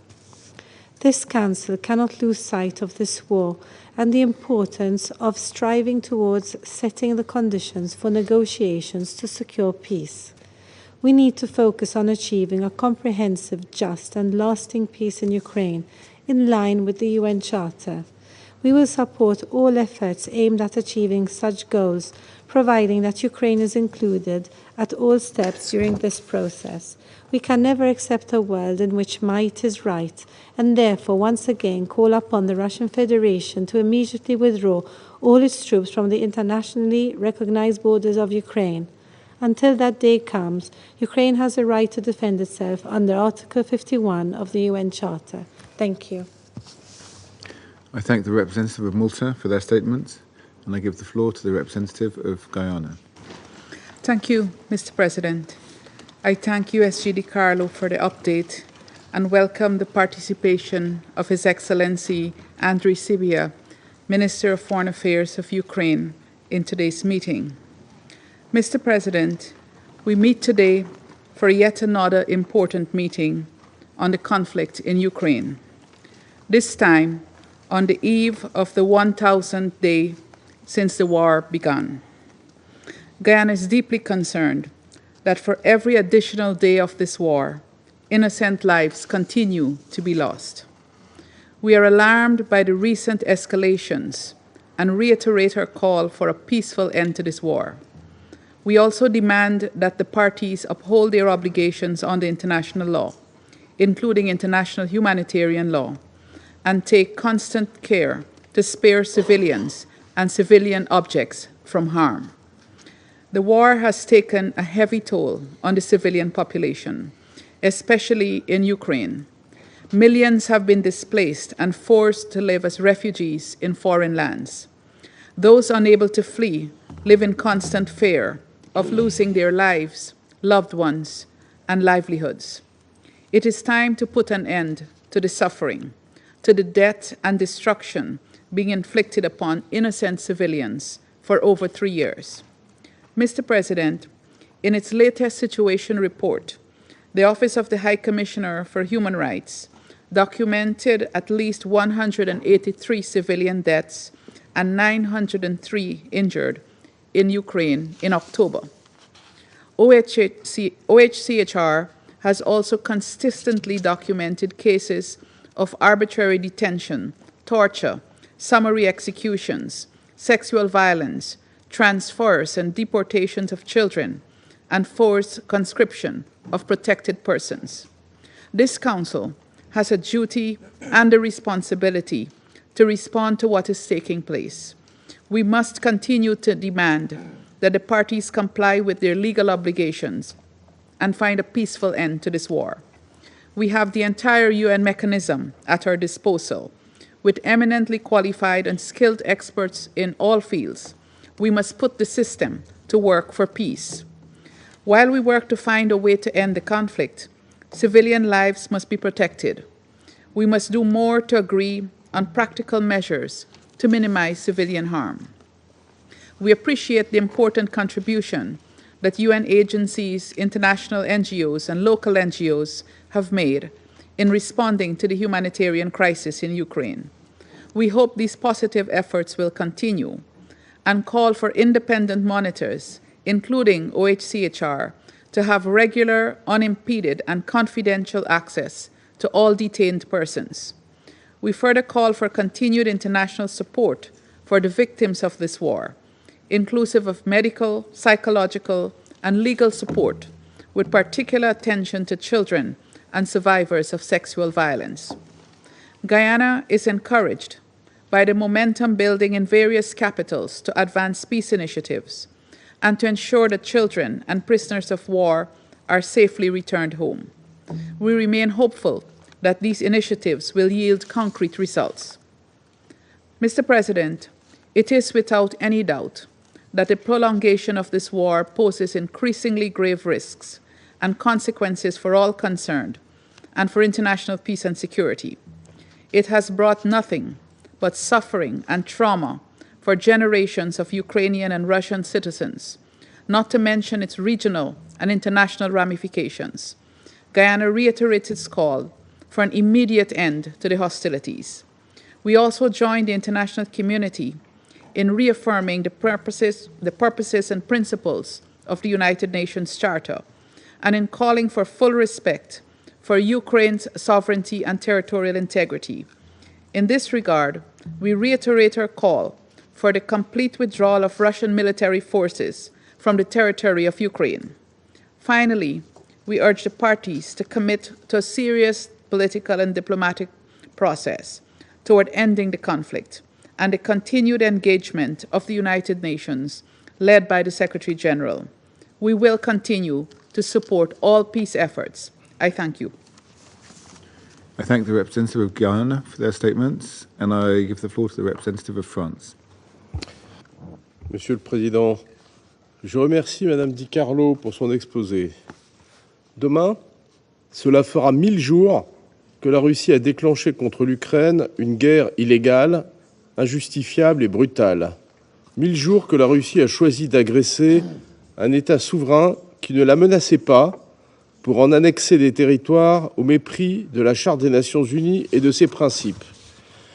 Depuis 1000 jours, la Russie mène cette guerre en accumulant les violations du droit international humanitaire et des droits de l'homme. Elle conduit des frappes délibérées contre les populations et les biens civils de l'Ukraine, avec un bilan humain catastrophique qui ne cesse de s'alourdir. Elle continue à cibler les infrastructures énergétiques du pays, forçant le peuple ukrainien à affronter dans le froid un 3e hiver de guerre. Elle met en péril la sécurité alimentaire mondiale en frappant les infrastructures portuaires et céréalières, malgré les efforts de la France et de ses partenaires pour permettre l'envoi de céréales aux populations civiles, par exemple à Gaza. La Russie utilise les violences sexuelles comme arme de guerre et ne recule pas devant les transferts forcés et les déportations d'enfants ukrainiens. Les responsables de ces crimes devront rendre des comptes. Depuis 1000 jours, la Russie s'obstine à poursuivre son agression malgré le coût croissant de son effort de guerre. Pour cela, elle est prête à saper les fondements de l'architecture mondiale de non-prolifération en se fournissant en armes, munitions et missiles balistiques auprès de l'Iran et de la Corée du Nord, en violation des résolutions de ce Conseil. La présence sur le territoire russe de soldats nord-coréens et leur implication potentielle sur le front ukrainien représente une nouvelle violation flagrante du droit international et une grave escalade du conflit. Monsieur le Président, depuis 1000 jours, le peuple ukrainien se défend avec un courage admirable. Dès le premier jour de la guerre, la France a choisi de se tenir à ses côtés. Nous apportons à l'Ukraine le soutien militaire et humanitaire dont elle a besoin. Elle doit pouvoir lutter pour son indépendance, pour son intégrité territoriale. Elle doit être libre de choisir ses alliances et son destin. Le droit de l'Ukraine à la légitime défense inclut la possibilité de frapper toute cible militaire impliquée dans des opérations visant son territoire, conformément à l'article 51 de la Charte. L'Ukraine doit être mise en situation de se défendre et d'engager, lorsqu'elle le décidera, des négociations en vue d'atteindre une paix juste et durable. Il ne saurait y avoir de paix viable si nous laissons l'agresseur imposer sa volonté par la force. Le combat des Ukrainiens nous concerne tous. Cette guerre est une atteinte aux principes de la Charte des Nations Unies, dont la souveraineté et l'intégrité territoriale. Elle déstabilise les fondements de l'ordre international dont nous sommes les garants. Elle a fait l'objet d'une très large condamnation par l'Assemblée générale des Nations unies. Laisser cette guerre atteindre ses objectifs, c'est prendre le risque de voir prospérer partout la loi du plus fort, les politiques de révision agressive des frontières, la revendication de sphères d'influence au mépris de l'égalité souveraine des États. Nul n'a intérêt à laisser s'installer la loi de la jungle. Tel est le sens de notre engagement aux côtés de l'Ukraine. Nous continuerons de soutenir la formule de paix du président Zelensky, dans le cadre de laquelle la France a organisé une conférence sur la sûreté et la sécurité nucléaire à Paris le 17 octobre dernier. Nous continuerons d'agir pour une paix juste et durable, conforme aux résolutions que l'Assemblée générale a adoptées à une très large majorité. Je vous remercie. I thank the representative of France for their statement, and I give the floor to the representative of Ecuador. Gracias, presidente. Agradezco a la secretaria general adjunta Di Carlo por el informe que ha presentado a nombre del secretario general Guterres. Saludo la presencia de altas autoridades en esta Cámara. Millones de personas continúan siendo víctimas de este conflicto. No se detiene el abandono forzado de hogares por parte de miles de familias. Se multiplican cicatrices que tardarán generaciones en sanar. La degradación ambiental es todavía inconmensurable. No cesa la devastación de viviendas, de escuelas y centros de atención médica, así como de infraestructuras críticas, especialmente las del sector energético. La situación humanitaria pone en riesgo a millones de personas, lo que de cara al invierno produce desesperanza. Aumentan las ofensivas y las olas de ataques con drones y misiles bajo el riesgo de convertirse en endémicas. Se intensifican las divisiones geopolíticas, afectando la estabilidad global y desafiando los pilares que sostienen la paz y seguridad internacionales. Señor Presidente, sobre estos enunciados podrían elaborarse sendos discursos que llevarían a una conclusión indisputable. La Carta de las Naciones Unidas del Derecho Internacional y el Derecho Internacional Humanitario siguen erosionándose de manera alarmante con cada desarrollo de esta injustificable guerra. Como expresé en la sesión de esta mañana sobre la guerra en Medio Oriente, cada vida perdida es irreparable y especialmente chocante cuando se trata de niños. Ya es suficiente. La violencia debe cesar de inmediato. Señor Presidente, colegas, las partes están obligadas a proteger a la población civil y respetar plenamente el derecho internacional humanitario. La ayuda humanitaria debe llegar sin obstáculos a quienes la necesitan, incluyendo los territorios ocupados. Los actores humanitarios deben poder operar con seguridad y sin restricciones. No podemos subestimar los riesgos que suponen una mayor escalada del conflicto y sus implicaciones para la seguridad internacional. Es crucial que las partes encuentren caminos hacia la desescalada y eviten cualquier acción que pueda agravar aún más la situación. El respeto a la soberanía, la integridad territorial y la independencia política de los estados no es negociable. No existe disposición alguna en la Carta que admita o legitime el uso o la amenaza del uso de la fuerza como medio para resolver las disputas entre las naciones. A 1000 días de iniciada la agresión contra Ucrania y alrededor de un centenar de reuniones formales sobre la guerra en Ucrania, se conocen de manera meridiana las posiciones planteadas. Lo que corresponde ahora al Consejo es debatir sobre pasos concretos, responsables y valientes que contribuyan a detener el conflicto, así como valorar toda iniciativa de buena fe que favorezca este propósito compartido de la comunidad internacional. Recordemos que a pesar de las divisiones existentes, este órgano ya se mostró unido en la declaración de la Presidencia de 6 de mayo de 2022 sobre Ucrania y reconoció que en virtud de la Carta todos los Estados miembros se han comprometido a resolver sus controversias internacionales por medios pacíficos. Señor Presidente, en línea con su vocación de paz, el Ecuador promueve la solución pacífica de los conflictos a través del diálogo y la diplomacia y, por tanto, reafirmo su compromiso de seguir trabajando para avanzar hacia soluciones que permitan alcanzar la paz en estricto respeto a los principios establecidos en la Carta de las Naciones Unidas, el derecho internacional y la soberanía, independencia e integridad territorial de Ucrania. Muchas gracias. I thank the representative of Ecuador for their statement, and I give the floor to the representative of the Russian Federation. Господин председатель, есть определенный символизм в том, что именно наши британские коллеги, председательствующие в Совете Безопасности, в текущем месяце продавили проведение сегодняшнего заседания, приурочив его к 1000 дням с момента перехода украинского кризиса в горячую фазу.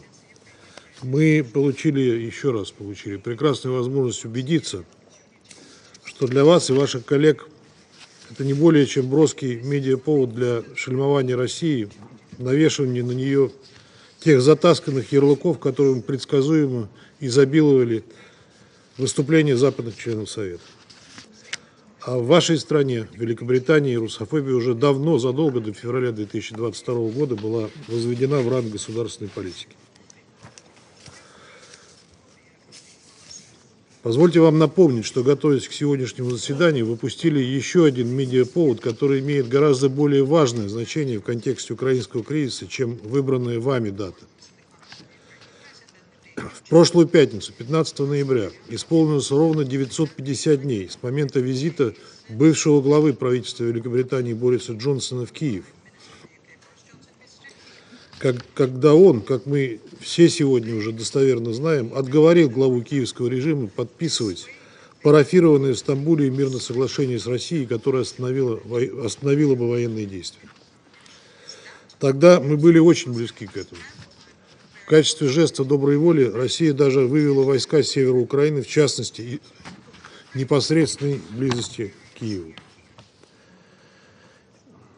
Иными словами, спустя 50 дней после начала нашей специальной военной операции, когда потери в рядах вооруженных сил Украины были не такими существенными, военные действия имели все шансы прекратиться, если бы не вмешательство британского премьер-министра, убедившего Зеленского, что ему стоит продолжить воевать и что с помощью западного оружия и поддержки он вполне может нанести России стратегическое поражение, в котором британский премьер и его западные подельники как раз и были заинтересованы.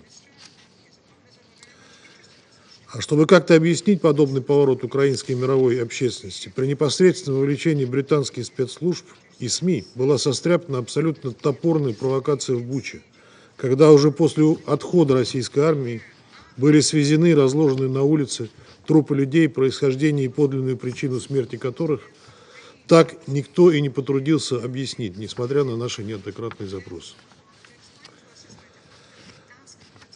В общем, выходит так, что Великобритания подтолкнула киевский режим в сторону неминуемого разгрома, спровоцировав его выбор в пользу продолжения конфронтации с Россией.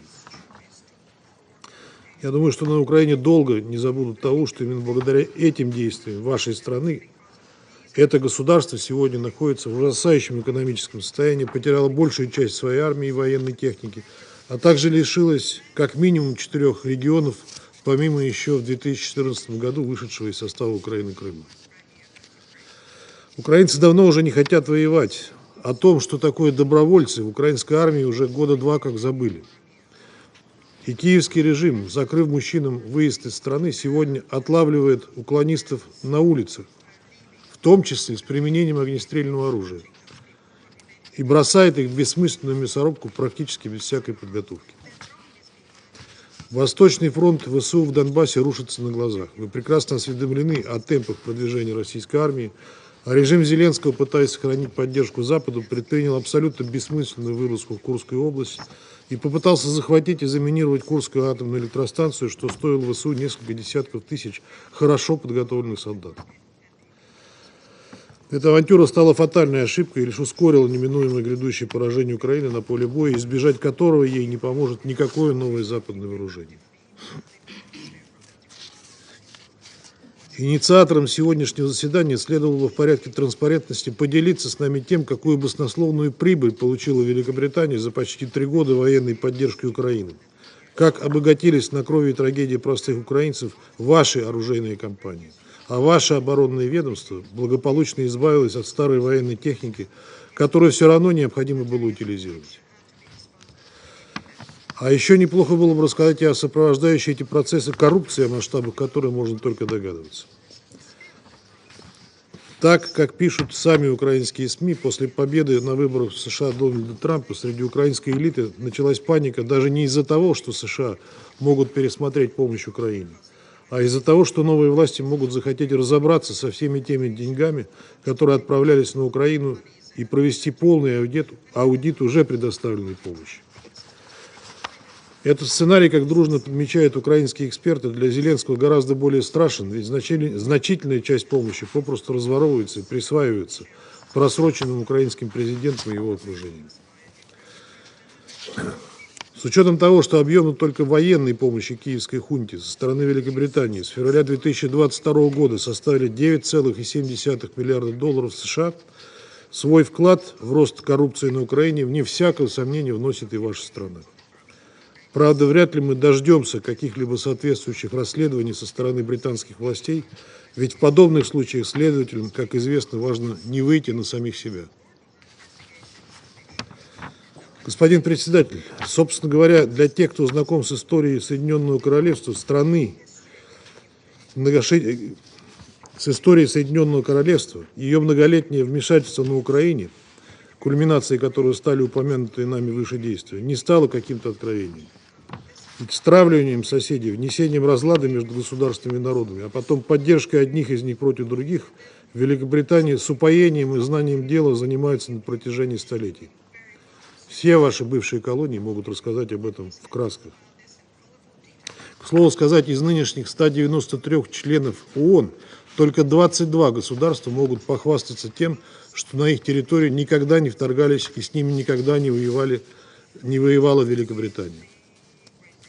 Наша страна здесь не является исключением. Последним таким вторжением стала британская интервенция после революционных событий 1917 года, когда Россию пытались растащить на куски различные хищники и стервятники. Но мы выстояли, прошли через это, окрепли, и теперь вынуждены бороться против новой опосредованной интервенции членов, воюющих против России на Украину НАТО, включая Великобританию. Именно так можно воспринимать не только продолжающуюся накачку киевского режима оружием и его подпитку разведданными, но и присутствие британских инструкторов и наемников, сотни из которых уже ликвидированы, а также попытки локализации на Украине британскими специалистами производств беспилотников, ракет и безэкипажных катеров. Понимаем, что Великобритании и в 21 веке оставить Украину и Россию в покое сложно, ведь гены тех колонизаторов, которые веками бесчинствовали в Азии, Африке и Европе, сказываются. Все мы знаем, что Британская империя жестоко и цинично подавляла сопротивление своих колоний в течение 250 лет, прибегала к насильственной ассимиляции и расовой дискриминации, забывая о простых человеческих ценностях и правах народа, находящихся под ее контролем. Именно мирное население колонизированных стран расплачивалось своей жизнью и свободой за имперские амбиции метрополии. Достаточно вспомнить хотя бы этнические чистки в Ирландии, когда из более 1,5 миллиона человек населения после британского завоевания осталось лишь 850 тысяч. А во время Второй Бурской войны на рубеже 19-20 веков, именно англичане первыми изобрели концлагеря, изгоняли в них гражданское население, чтобы оно не помогало бурской армии. Сколько человек тогда погибло, неизвестно, ведь британцы не считали коренное население Африки за людей и, в принципе, не документировали потери среди африканцев. Хотя известно, что в Кении после восстания Мао-Мао британцы устроили массовые репрессии, убив порядка 300 тысяч представителей этой народности, и еще 1,5 миллиона человек загнали в лагеря и превратили в рабов. А в Индии, который за период британского владычества был нанесен огромный ущерб, только жертвами спровоцированного в Великобритании голода стали от 15 до 29 миллионов человек. Последствия действий бывших колонизаторов ощущаются в современном мире до сих пор. И хотя колониальные империи формально ушли в прошлое, старые методы давления, манипуляции, вмешательства в суверенные дела продолжают использоваться в новой форме. Британия здесь не только не исключение, а скорее законодатель мод, и до сих пор, испытывая фантомные боли по империи, над которой никогда не заходило солнце, ностальгируя по утерянному мировому господству, применяет вместе с франко-саксонскими единомышленниками шантаж и санкции, занимается свержением неугодных правительств путем цветных революций, одной из жертв которых в 2014 году и стала Украина. Мы все это говорим к тому, что никакого морального права обвинять и упрекать в чем-либо нашу страну, поставившую перед собой задачу избавиться от взросшенного Западом националистического и неонацистского осиного гнезда на наших границах, нет и быть не может. До тех пор, пока угрозы от него, включая поглощение Украины НАТО, не будут устранены, до тех пор, пока не прекратится дискриминация русскоязычного населения по языку, вере, истории, до тех пор, пока на Украине не прекратят обелять и возвеличивать пособников Гитлера, будет продолжаться наша спецоперация. Ее цели будут реализованы в любом случае дипломатическим или военным путем, вне зависимости от каких-либо мирных планов и схем, разрабатываемых на Западе в интересах спасения актера развлекательного жанра Зеленского и его клики. И вне зависимости от милитаристского угара демократической администрации, которая, с треском проиграв президентские выборы и утратив доверие большей части собственного населения, раздает, по сообщениям СМИ, самоубийственное разрешение режиму Зеленского использовать дальнобойное вооружение для ударов вглубь территории России. Возможно, самому Джо Байдену в силу многих причин уже нечего терять. Но поражает близорукость руководства Великобритании и Франции, которые спешат подыграть уходящей администрации, и втягивает не только свои страны, но и всю Европу в полномасштабную эскалацию с крайне серьезными последствиями. Именно об этом нашим бывшим западным партнерам стоило бы как следует подумать, пока не поздно. Об этом должны помнить и те, кто в последнее время заговорил о некой заморозке фронта и различных схемах, подобных отвергнутым в свое время Украиной и ее западными кураторами Минским соглашением. Не теряйте времени, доверия этим обманным схемам у нас больше нет, и нас устроит только такое решение, которое устранит коренные причины украинского кризиса и не позволит ничему подобному повториться. А о попытках победить Россию на поле боя мы вам советуем забыть. Европа уже не раз это пыталась сделать, и чем это для нее каждый раз заканчивалось, хорошо известно. Благодарю вас.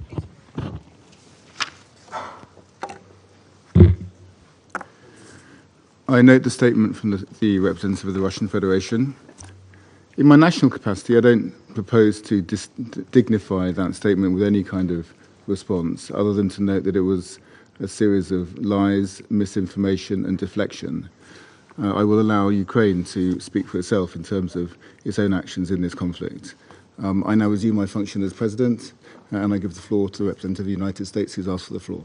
Thank you, Mr. President. I apologize for taking the floor, but I just need to respond very briefly to some comments that were made by the representative of the People's Republic of China. Let me just say very briefly that the U.S. will not ignore the support being given by China to Russia's military-industrial base. And we will continue, as I've said many times, to call out and condemn this support by China and others abetting Russia's illegal war of aggression against Ukraine, which, as we all know and shouldn't need to be reminded, is in blatant violation of the UN Charter. Countries cannot claim to support peace and Ukraine's sovereignty and territorial integrity while taking actions that undercut both. And my last point, just to respond to my Chinese colleagues' comments that the U.S. will be judged badly by history for in some way instigating this war against Ukraine. On the contrary, it will be China, through its No Limits partnership with Russia, as it carries out an illegal war of aggression against the Ukrainian people, that will be judged by history, and undoubtedly very badly. Thank you, Mr. President. I thank the representative of the United States for their statement. The representative of China has asked for the floor to make a further statement. I give them the floor. 谢谢主席。我希望我的美国同事在发言前，最好先了解一下当前的形势。当前的形势是什么？就是要求和平的呼声高过叫嚣战争的鼓噪，推动团结合作的努力高过挑动对立对抗的图谋。希望我的美国同事能够明白，刻意的去扩大危机、延长战争，借机打压其他国家，推进自身的地缘战略，这种图谋不会得逞。谢谢主席。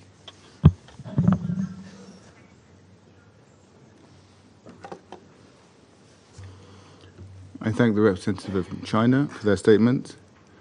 I now give the floor to His Excellency Mr. Andriy Sybiha, Minister for Foreign Affairs of Ukraine. Thanks a lot, Mr. President, as well as my British colleague. I will not dignify the lie of Russian envoy, total lie. So, Mr. President, I would like to thank the UK presidency for convening this meeting and for its strong leadership. We do really appreciate. As we mark 1,000 days of Russia's full-scale invasion, let's not forget that Russian aggression against Ukraine has already lasted over 10 years. I departed for this meeting during one of the largest air attacks in months. Russia launched over 200 drones and missiles at peaceful Ukrainian cities. I spent a sleepless night with my family, with my kids, just like thousands of Ukrainian families. Russia struck critical civilian infrastructure once again. ordinary residential buildings, energy system, transmission substations of our nuclear power plants. This is a direct threat to nuclear safety and security. In some cities like Odessa and Sumy, many people are without power and heating.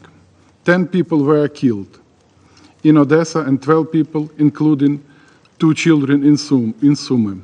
Many more were injured. These strikes are Russia's response to everyone who recently called and visited Putin, asking him for peace. Putin wants war, not peace, and we must increase the price of the war for him. 1,000 days is a very big number. On one hand, it proves Ukrainian bravery in the face of brutal Russian aggression, as well as the support of our partners, for which we are grateful. On the other hand, this number proves the failure of the international community, including this esteemed Council, to stop wars of aggression and atrocities. We must be honest, international mechanisms have failed. They are not working. We need to create new tools. We need to be principled and united to restore respect for the UN Charter. Mr. President, 1,000 days of resistance to a total war is an enormous price to pay for a nation that simply wants to be free and live a normal life. Today I will speak about the price of the war. The price we Ukrainians are paying, the price people around the world are paying, and the price the aggressor must pay. But most importantly, I will speak about the price of appeasement. In other words, what the world will have to pay if it chooses appeasement instead of just peace. The price the world will have to pay if world leaders choose weakness instead of strength. The goal of achieving a comprehensive, just, and lasting peace is urgent. Whatever the price of achieving is now, the price of further failures will be much, much higher. By launching its invasion, Russia harmed many more countries and people than only Ukraine. This invasion has worsened many global crises. Russia weaponizes food, energy, and other resources, affecting millions of people. Russia's naval blockade of Ukrainian ports led to food shortages and record high food prices. About 400 million people around the world rely on Ukrainian grain. Many of them were put at the risk of hunger. Russia is also weaponizing energy and endangers people not only in Ukraine but also in other countries. This war was one of the primary factors that slowed global economic growth and increased inflation.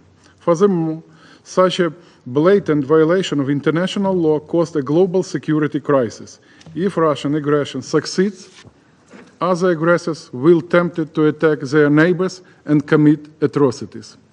Since the beginning of its aggression in 2014, Russia has violated about 400 international treaties. That's the reality. Defense spending around the world is rising and taking resources away from education, healthcare, tackling climate change, and other important global issues. Mr. President, no one in the world pays a higher price for Russian aggression than the people of Ukraine. This is why they, and only they, must be the ones to define the terms of peace.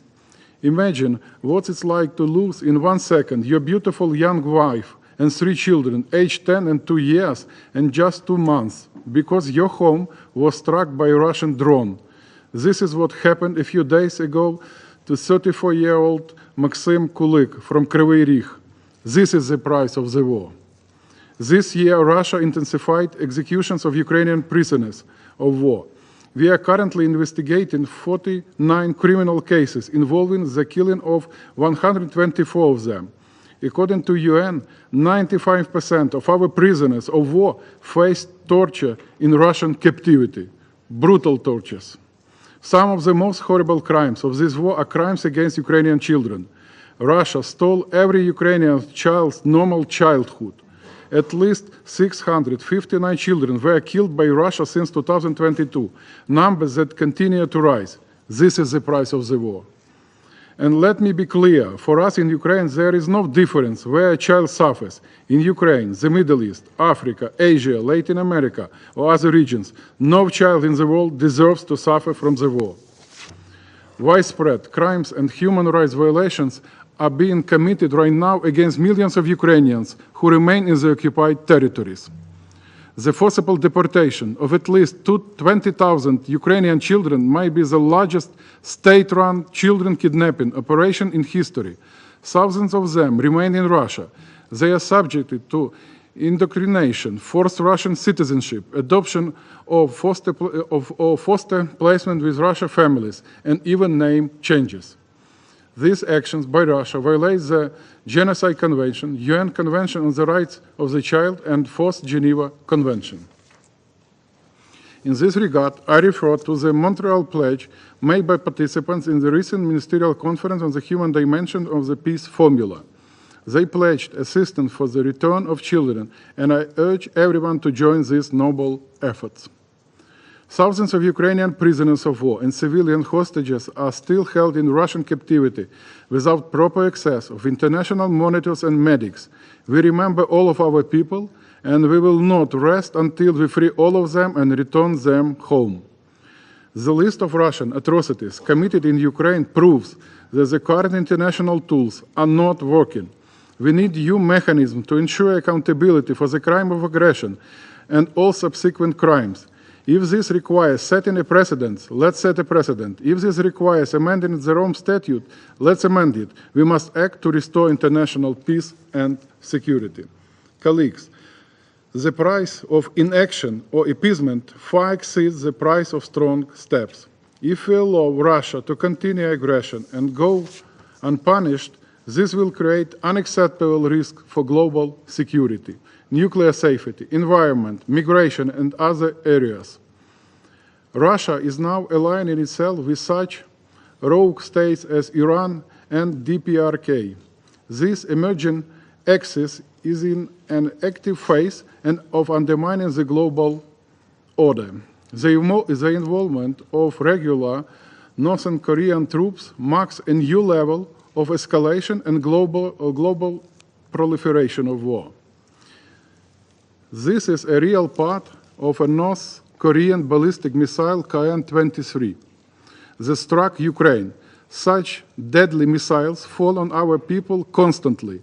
They can carry around 500 kilograms of explosives. The most recent hit was Brovary near Kyiv on November 13th. We know precisely what North Korea wants to get from Russia in response: technology for missile, nuclear, and other military programs. This will have an impact far beyond the borders of two states, including in the Indo-Pacific. The same applies to the deepening of Russia's defense cooperation with Iran. By the way, we have proof that Russia started using thermobaric warheads on Iranian Shahed drones to cause maximum destruction. And the question is, what does Tehran want from Moscow in return? Again, very specific things that can further worsen the security situation in the Middle East. This war is much larger than Ukraine, and its price for the world can get much higher if we don't stop Russia now. In total, between February 2023 and October 2024, the Ukrainian Defense Forces recorded more than 4,600 cases of use by Russia of ammunition containing hazardous chemicals. Today's report of OPCW is a timely reminder of all the red lines crossed by Moscow. It confirms the evidence provided by Ukraine, in particular a grenade marked RGVO and the corresponding soil samples. We have proven that Russia uses prohibited chemical substances on the battlefield. For Russia, this is also a war for natural resources, a very colonial approach. They try to capture Ukraine's rich deposits of manganese, uranium, titanium, and other resources. And we must stop the aggressor from proceeding further if we want to avoid these critical resources falling into the hands of Russia, North Korea, and Iran. Russia currently loses around 1,500 soldiers killed and wounded in action per day. Russia loses in 10 days in Ukraine a comparable amount of soldiers to the Soviet losses in Afghanistan in 10 years of war. These are the bloodiest occupied square meters ever. This also shows how low is the price of human life in Russia. Mr. President, the world cannot afford peace in any cost in Ukraine, because in the end the price will be too high. It might lead to an even larger possible global war. We witnessed this in 2014. Then the prevailing argument among appeasers was, Russia only wants Crimea, it will not go further. But it did, and the weak response did not deter Russia, it encouraged further violations. Russia started the war in Donbass. Ukraine signed the Minsk agreement and held almost 200 rounds of negotiations with Russia. There were 20 ceasefire agreements. 8 years of peace process ended when Russia launched a full-scale invasion of Ukraine. By the way, next month will mark the 30th anniversary of the Budapest Memorandum. Today, this document stands as a reminder to the whole world, never trust Russia. Their word has no value. So why should anyone believe that Putin will act differently now or on a new argument? Not before we raise the price for his aggression. As a core principle of our approach, we must recognize that there can be no compromises on territorial integrity and sovereignty, whether in Ukraine or anywhere else. The fastest way to end this war is to increase the support of Ukraine. It needs to defend itself and to compel Russia's withdrawal. Equipping Ukraine with the necessary means and removing artificial limitations on weapon use will speed up just and lasting peace. Tightening sanctions will deprive Russia of funds for the war. Next year, Moscow plans to feed $146 billion into its war machine. At the same time, Russia's shadow fleet can bring at least $120 billion in oil revenues. We must cut these bloody revenues. Supporting Ukraine, President Zelensky's victory plan and the peace formula is the only realistic path to a comprehensive, just and lasting peace for Ukraine and the world. And one more important point. There is no justification for putting Ukraine and Russia on the same footing as two sides of the war. This is not a conflict between two parties. This is a war of aggression. Russia is the aggressor. Ukraine defends itself. False moral equivalence must stop. Mr. President, let's realize the price we have already paid for this war, a war that no one wanted except Russia.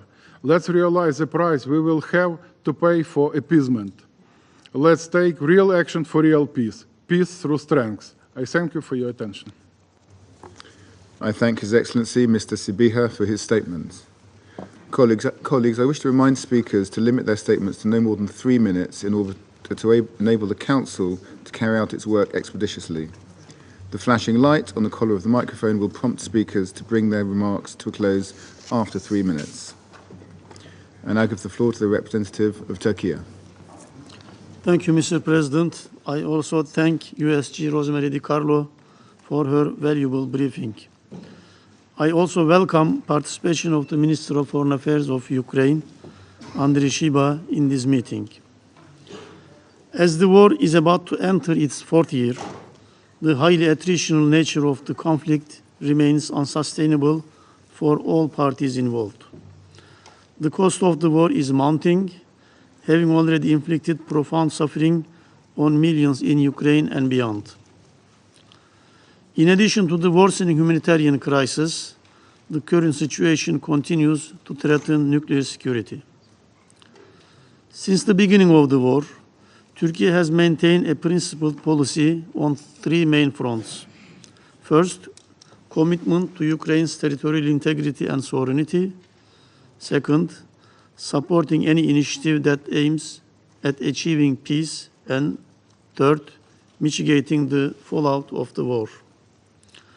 The risk of an uncontrolled escalation, posing a threat not only to Europe but to global stability, is still a possibility. This escalatory trend might reach to an unmanageable level with severe regional and global repercussions. Despite the risks involved, there is still no strategic vision on how to end this war. Both sides are still investing in a military victory. However, the world cannot afford a prolonged war in Ukraine. That's why we need to focus our efforts on finding a workable, pragmatic and realistic plan to achieve peace, to avoid a global catastrophe. We remain convinced that this conflict can only end through negotiations. In line with the UN Charter, any peaceful resolution of conflicts must advocate for a just peace rooted in international law. We must jointly continue our calls for restraint on use of force and leave room for diplomacy. Ultimately, a just peace can only be achieved through direct dialogue and mutual understanding. A result-oriented approach should be developed jointly before it's too late. Negotiations on various tangible topics, such as food and energy security, maritime safety in the Black Sea, and exchanging of prisoners of war, could be the basis for peace talks. The time has come to identify common ground to discuss how to reach a just and lasting negotiated settlement between the sides. To establish the much-needed peace in Ukraine, Turkey is prepared to play a facilitating role again when the sides are ready. Thank you. I thank the representative of Turkey for their statement, and I give the floor to the representative of Czechia. Thank you, Mr. President. Tomorrow, we will mark a solemn milestone, 1,000 days since Russia began its full-scale invasion of Ukraine. However, it bears remembering that Russia's war of aggression actually commenced in February 2014 with the illegal annexation of Crimea. For more than a decade, a permanent member of this very council has perpetrated atrocities, bombarded civilians, and committed egregious human rights abuses in blatant violation of international law and the UN Charter. Let me state it loud and clear. Russia continues to violate the basic principles of the UN Charter system, such as territorial integrity and national sovereignty, through its naked attempt at a land grab. Mr. President, Czechia is gravely alarmed by the recent escalation of the DPRK's direct involvement in this war of aggression. Not only is Pyongyang supplying ammunition and ballistic missiles to Russia, but it is now also deploying its troops in Russia to be used against Ukraine. Russia is brazenly violating the very Security Council resolutions for which it voted, undermining both the global non-proliferation regime and the authority of the UN Security Council. Moreover, the DPRK's direct involvement in Russia's war of aggression poses a dire threat to the Indo-Pacific security. We have repeatedly urged fellow UN member states, including China, to cease enabling Russia's aggression against Ukraine by providing Russia with political and military support. We are deeply concerned by credible reports that Chinese companies have been supplying goods with clear military applications, including one-way attack drones and engines for military UAVs. China's ongoing delivery of tools that Russia needs to continue its aggression against Ukraine and its people represents an intolerable perpetuation of this conflict. This in turn directly threatens European as well as international peace and security. Mr. President, as we mark 1,000 days of Ukraine's unwavering resistance against Russia's full-scale invasion, Czechia reiterates its unequivocal condemnation of the Russian war of aggression. We remain fully committed to providing political, financial, humanitarian, and military support to Ukraine and its people as they exercise their legitimate right to defend their homeland. To conclude, I remain convinced that our common goal now must be to intensify efforts to ensure that Ukraine emerges victorious from this horrific war and secures a just and lasting peace in accordance with the UN Charter. I thank you. I thank the representative of Czechia for their statement, and I give the floor to the representative of Lithuania. Thank you, Mr. President. Thank you for convening today's Security Council briefing. I also thank USG De Carlo for her valuable insights. I have the honor to speak on behalf of the 3 Baltic states of Estonia, Latvia, and my own country, Lithuania. We also align ourselves with the statement of the European Union. Today we must recall the horror of peaceful towns and villages of Ukraine that 1,000 days ago, overnight, were turned into rubble and their residents became victims of the Russia's war crimes. Only in the town of Bucha, which was under Russia's troops' control in March 2022, suffered over 100 targeted killings. This weekend alone, Russia launched more than 120 missiles and 90 drones targeting Ukraine civilian infrastructure. In Odessa, 10 people were killed, over 40 injured. Russia continues to violate the UN Charter, disregarding multiple GA resolutions, including on principles of the UN Charter underlying a comprehensive, just and lasting peace in Ukraine that was adopted in February 2023 with a majority of 141 votes. Russia ignores the order of the International Court of Justice to immediately suspend all military operations in Ukraine. Also on 17th of March 2023, the International Criminal Court issued arrest warrants against Vladimir Putin and Maria Lvova-Belova over allegations of involvement in the war crimes of child abduction during the invasion of Ukraine. Over 19,000 Ukrainian children have been taken from the Ukraine to Russia. Mr. President, Ukrainian people continue to fall victims of Russia's attacks. The latest OCHR report has documented that conflict-related violence since 2022 killed over 11,000 civilians and injured over 24,000, and the actual numbers are much higher. We are witnessing a disturbing surge in aerial attacks by Russian targeting civilians and civilian infrastructure. Over the past 2 months, the use of long-range drone attacks by Russia's forces has escalated dramatically. In this regard, I would like to express our appreciation for the work done by the UN in Ukraine, OCHA, UNHCR, and UNDP, and other humanitarian agencies working tirelessly and under threat to alleviate sufferings of the Ukrainian people facing Russia's war of aggression. In 2024, Estonia, Latvia, and Lithuania has been included in the Ukraine's regional refugee response plan coordinated by the UNHCR. It complements the government-led responses to provide protection and support for refugees from Ukraine. Over 170,000 refugees are being hosted in the Baltic States this year. Mr. President, Russia has stepped up its war of aggression by turning to alliance with the DPRK, which violates multiple UN Security Council resolutions, namely Resolution 1718, Resolution 1874, and Resolution 2270, all which Russia itself supported and committed to uphold.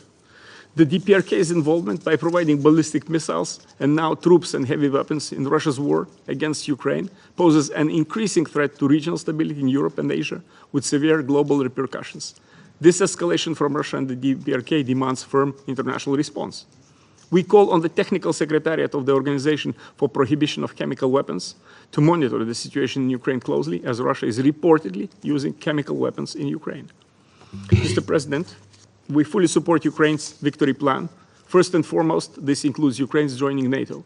Ukraine's membership in NATO is the key for long-term security and stability in Europe, and our own security is incomplete without it.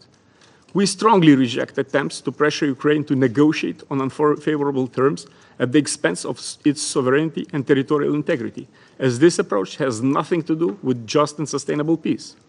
Ukraine alone shall define the terms of peace in accordance with the principles of international law and Ukraine's peace formula, prioritizing its sovereignty and territorial integrity and holding Russia fully accountable.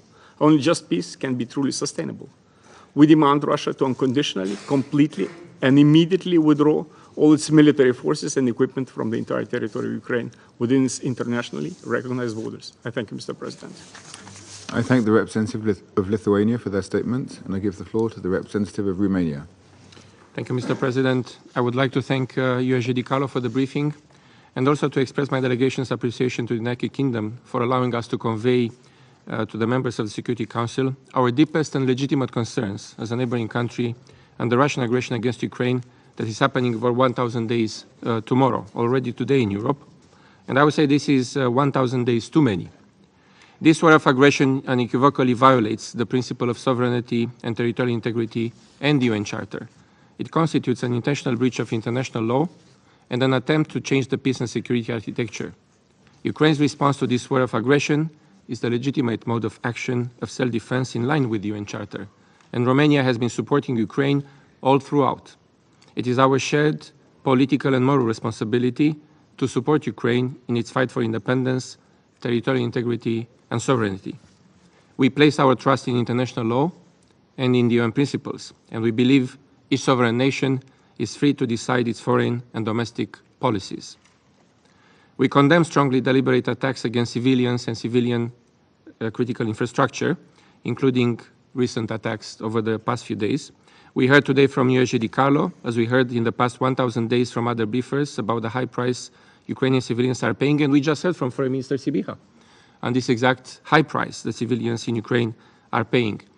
And we are all too familiar with the severe impact of this war on food security, not only for Ukraine, but for many countries around the world. We are also confronted with a considerable high risk for maritime security and freedom of navigation in the Black Sea, as USG Di Carlo also mentioned, with Russian missiles endangering commercial ships. Mr. President, my last point today regards the future. The UN Charter needs to be at the core of a comprehensive, just and lasting peace in Ukraine. Accountability is at the forefront. No country should assist a war of aggression, irrespective of when or where it happens.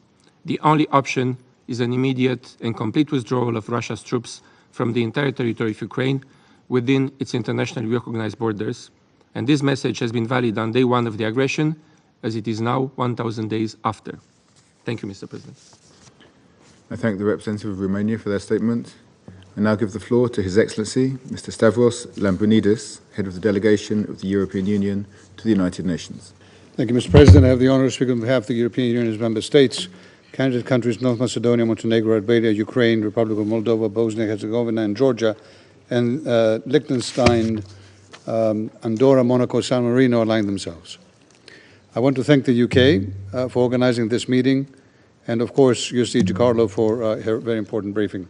Colleagues, tomorrow marks a somber milestone, 1,000 days since Russia has provoked an unjustified full-scale invasion of Ukraine, a war of aggression that continues to shake the world, 1,000 days of senseless human suffering, 1,000 days of an unprecedented violation of the UN Charter, 1,000 days of inspiring courage and resilience by the Ukrainian people. In light of these grim circumstances, I would like to emphasize three key points. First, Russia's violation of Ukraine's sovereignty and territorial integrity and its attempts to acquire territory by force concern every single EU member state. We must, all of us, condemn such actions today, because otherwise we will end up condoning similar blatant attacks on any and all of us tomorrow. Protecting the sovereignty and territorial integrity of all UN member states, regardless of their size and power, is a collective duty. Second, Russia must abide by the will of the global community, as expressed in several resolutions of the UN General Assembly, and immediately and unconditionally cease its war of aggression, including its deliberate attack against Ukraine's civilian infrastructure and energy sector. Attacks on civilian infrastructure have surged, leading to the highest civilian casualty rates since the start of the war. Yesterday morning, we witnessed yet another such massive Russian attack. Russia has a plan to weaponize energy and to pressure the Ukrainian people ahead of a freezing winter into submission, they hope. Shame on them. And Russia disregards the civilian lives in the territories it currently occupies. Extrajudicial killings, arbitrary detentions, enforced disappearances, systematic use of torture, sexual violence, crimes against humanity. Russia and its leadership must be held fully accountable. And beyond Ukraine, Russia, of course, continues to weaponize food, has continued to intensify its efforts to disrupt the Black Sea corridor with attacks on civilian port infrastructure in and around Odessa, Here again, we have to condemn them, all of us. Third, we urgently need a comprehensive, just and lasting peace anchored in the UN Charter. To this end, Russia, the aggressor, must withdraw all its troops from the entire territory of Ukraine within its internationally recognized borders. No initiative about Ukraine can be taken without Ukraine. And any serious proposal for peace must be based on the UN Charter and international law. We urge third countries to cease all assistance to Russia's war of aggressions, not just direct military support, but also provision of dual-use goods and other sensitive items. And we condemn the deepening military cooperation and arms transfers between the DPRK and Russia. They also flagrantly violate multiple United Nations Security Council resolutions. Friends, participation of DPRK troops in Russia's illegal war of aggression against Ukraine would represent a unilateral hostile act by the DPRK at the reckless invitation of Russia, with grave consequences for European and global peace and security. And in closing, Mr. President, for the past 1,000 days, a brave Ukraine has been exercising its inherent right to self-defense in response to Russia's illegal, unprovoked, brutal aggression. We must continue to defend Ukraine's right to protect its territory and its people in line with the UN Charter. We must continue to protect the integrity of the UN Charter itself. And we must keep doing so for as long as it takes. Thank you, Mr. President. I thank His Excellency Mr. Lambrinidis for his statement, and I give the floor to the representative of Iceland. Thank you, Mr. President. I have the honor of delivering this statement on behalf of the Nordic countries, Denmark, Finland, Norway, Sweden, and my own country, Iceland. I extend my appreciation to Under-Secretary General De Carlo for her briefing on behalf of the Secretary General. Let me also welcome the participation of Foreign Minister Andriy Sybiha of Ukraine in today's meeting. Today's Council agenda covers two extremely serious situations. Following this morning's briefing on the devastation in Gaza and Lebanon, particularly for civilians, we have now turned to the devastating consequences of Russia's war. This week marks a grim milestone, 1,000 days of Russia's harrowing war of aggression against Ukraine, 1,000 days of devastation and suffering for Ukraine's people, 1,000 days of Russia's massive attacks on civilian infrastructure in clear violation of UN's Charter. Russia bears sole responsibility for this humanitarian crisis, depriving millions of civilians of access to housing, water, heating, and electricity. Russia's attacks have severely damaged or destroyed more than half of Ukraine's energy production capacity. Russia's full-scale war of aggression has had devastating consequences, not only in Ukraine, but across the globe. In recent weeks, Russia has intensified its attacks against civilians, critical infrastructure, grain storage facilities, ports, and civilian vessels in the Black Sea.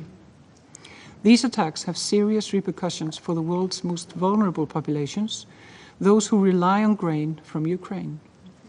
We cannot stand idly by in the face of such actions. We will not accept a world where states can invade and subjugate their neighbors with impunity. Let us not forget that in the Ukrainian occupied territories, Russia is conducting a brutal campaign of cultural indoctrination and assimilation of Ukrainian children. The United Nations was created precisely to prevent such acts of aggression, to protect the principles of peace, sovereignty, and the right of all nations, large or small, to exist in security and dignity. Mr. President, while Russia continues its onslaught, others are working doggedly to find a way out of this nightmare. The Ukrainian 10-point peace formula, the joint communiqué on a peace framework, and the recent ministerial conference on the human dimension of the peace formula, hosted by Canada with Norway and Ukraine, make vital contributions to finding a way to peace.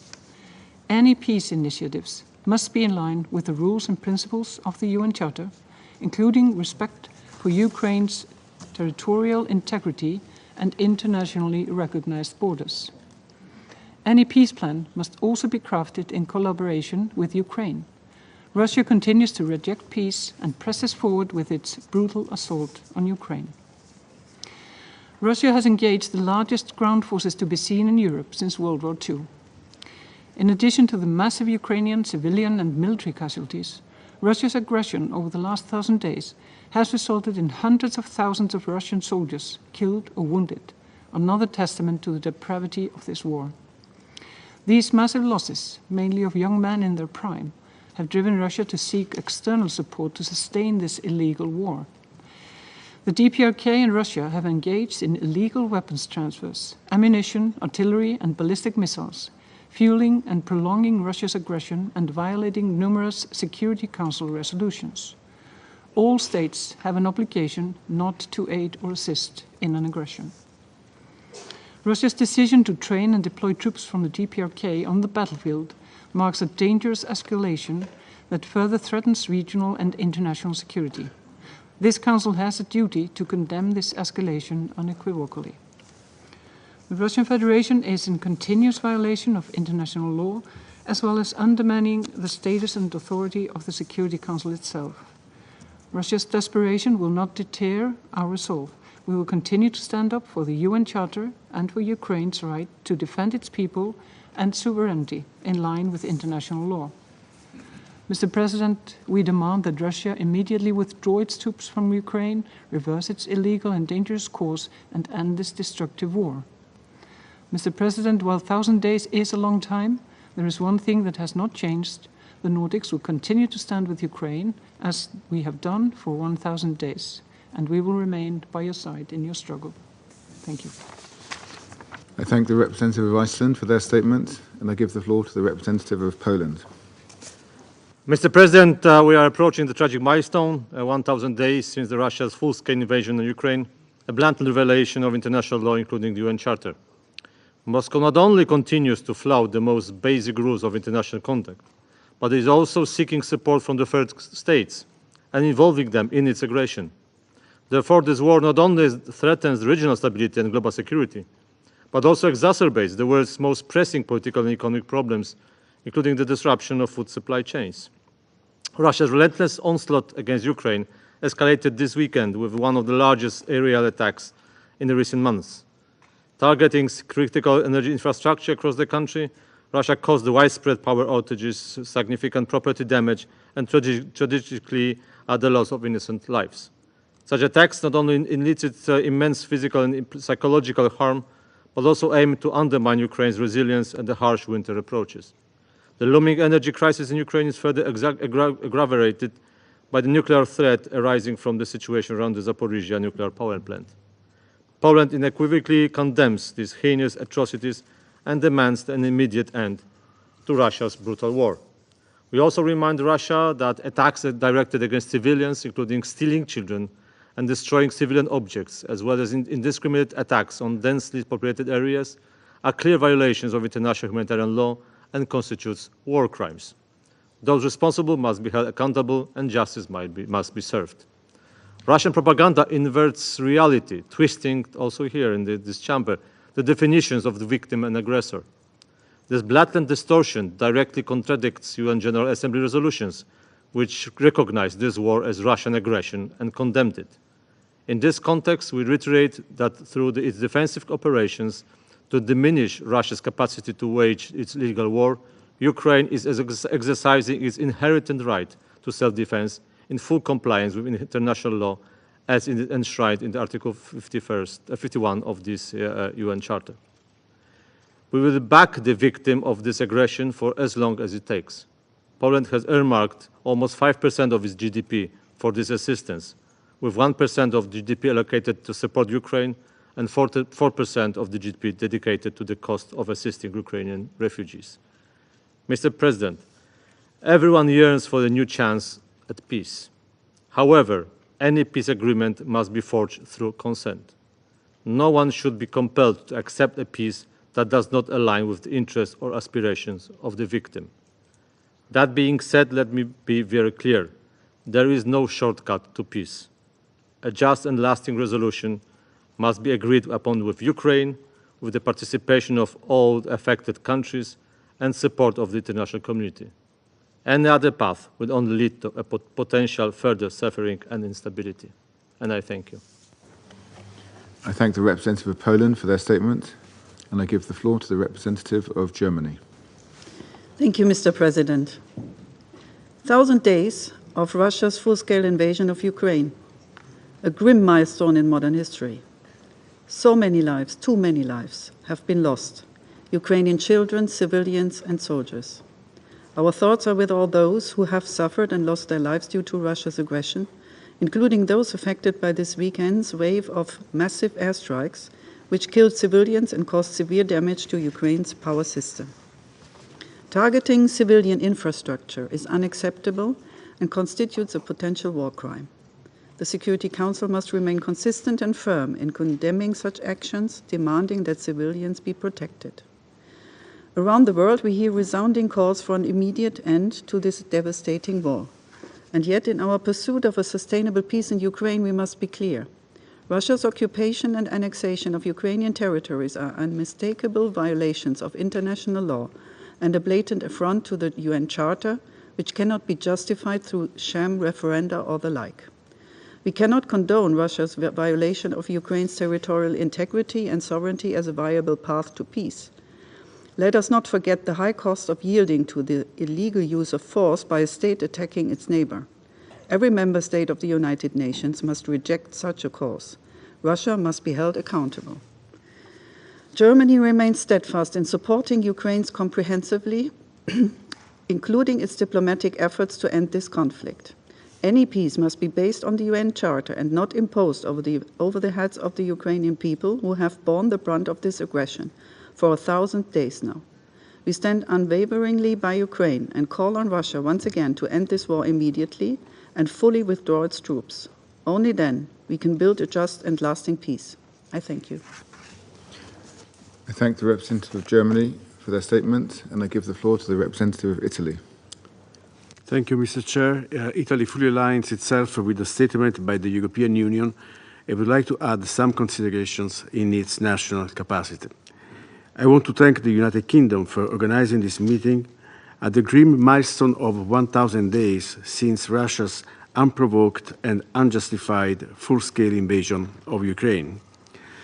1,000 days of war is a tragic reminder of the need to remain resolute in ensuring that international law prevails, not just in Ukraine, but wherever it is challenged.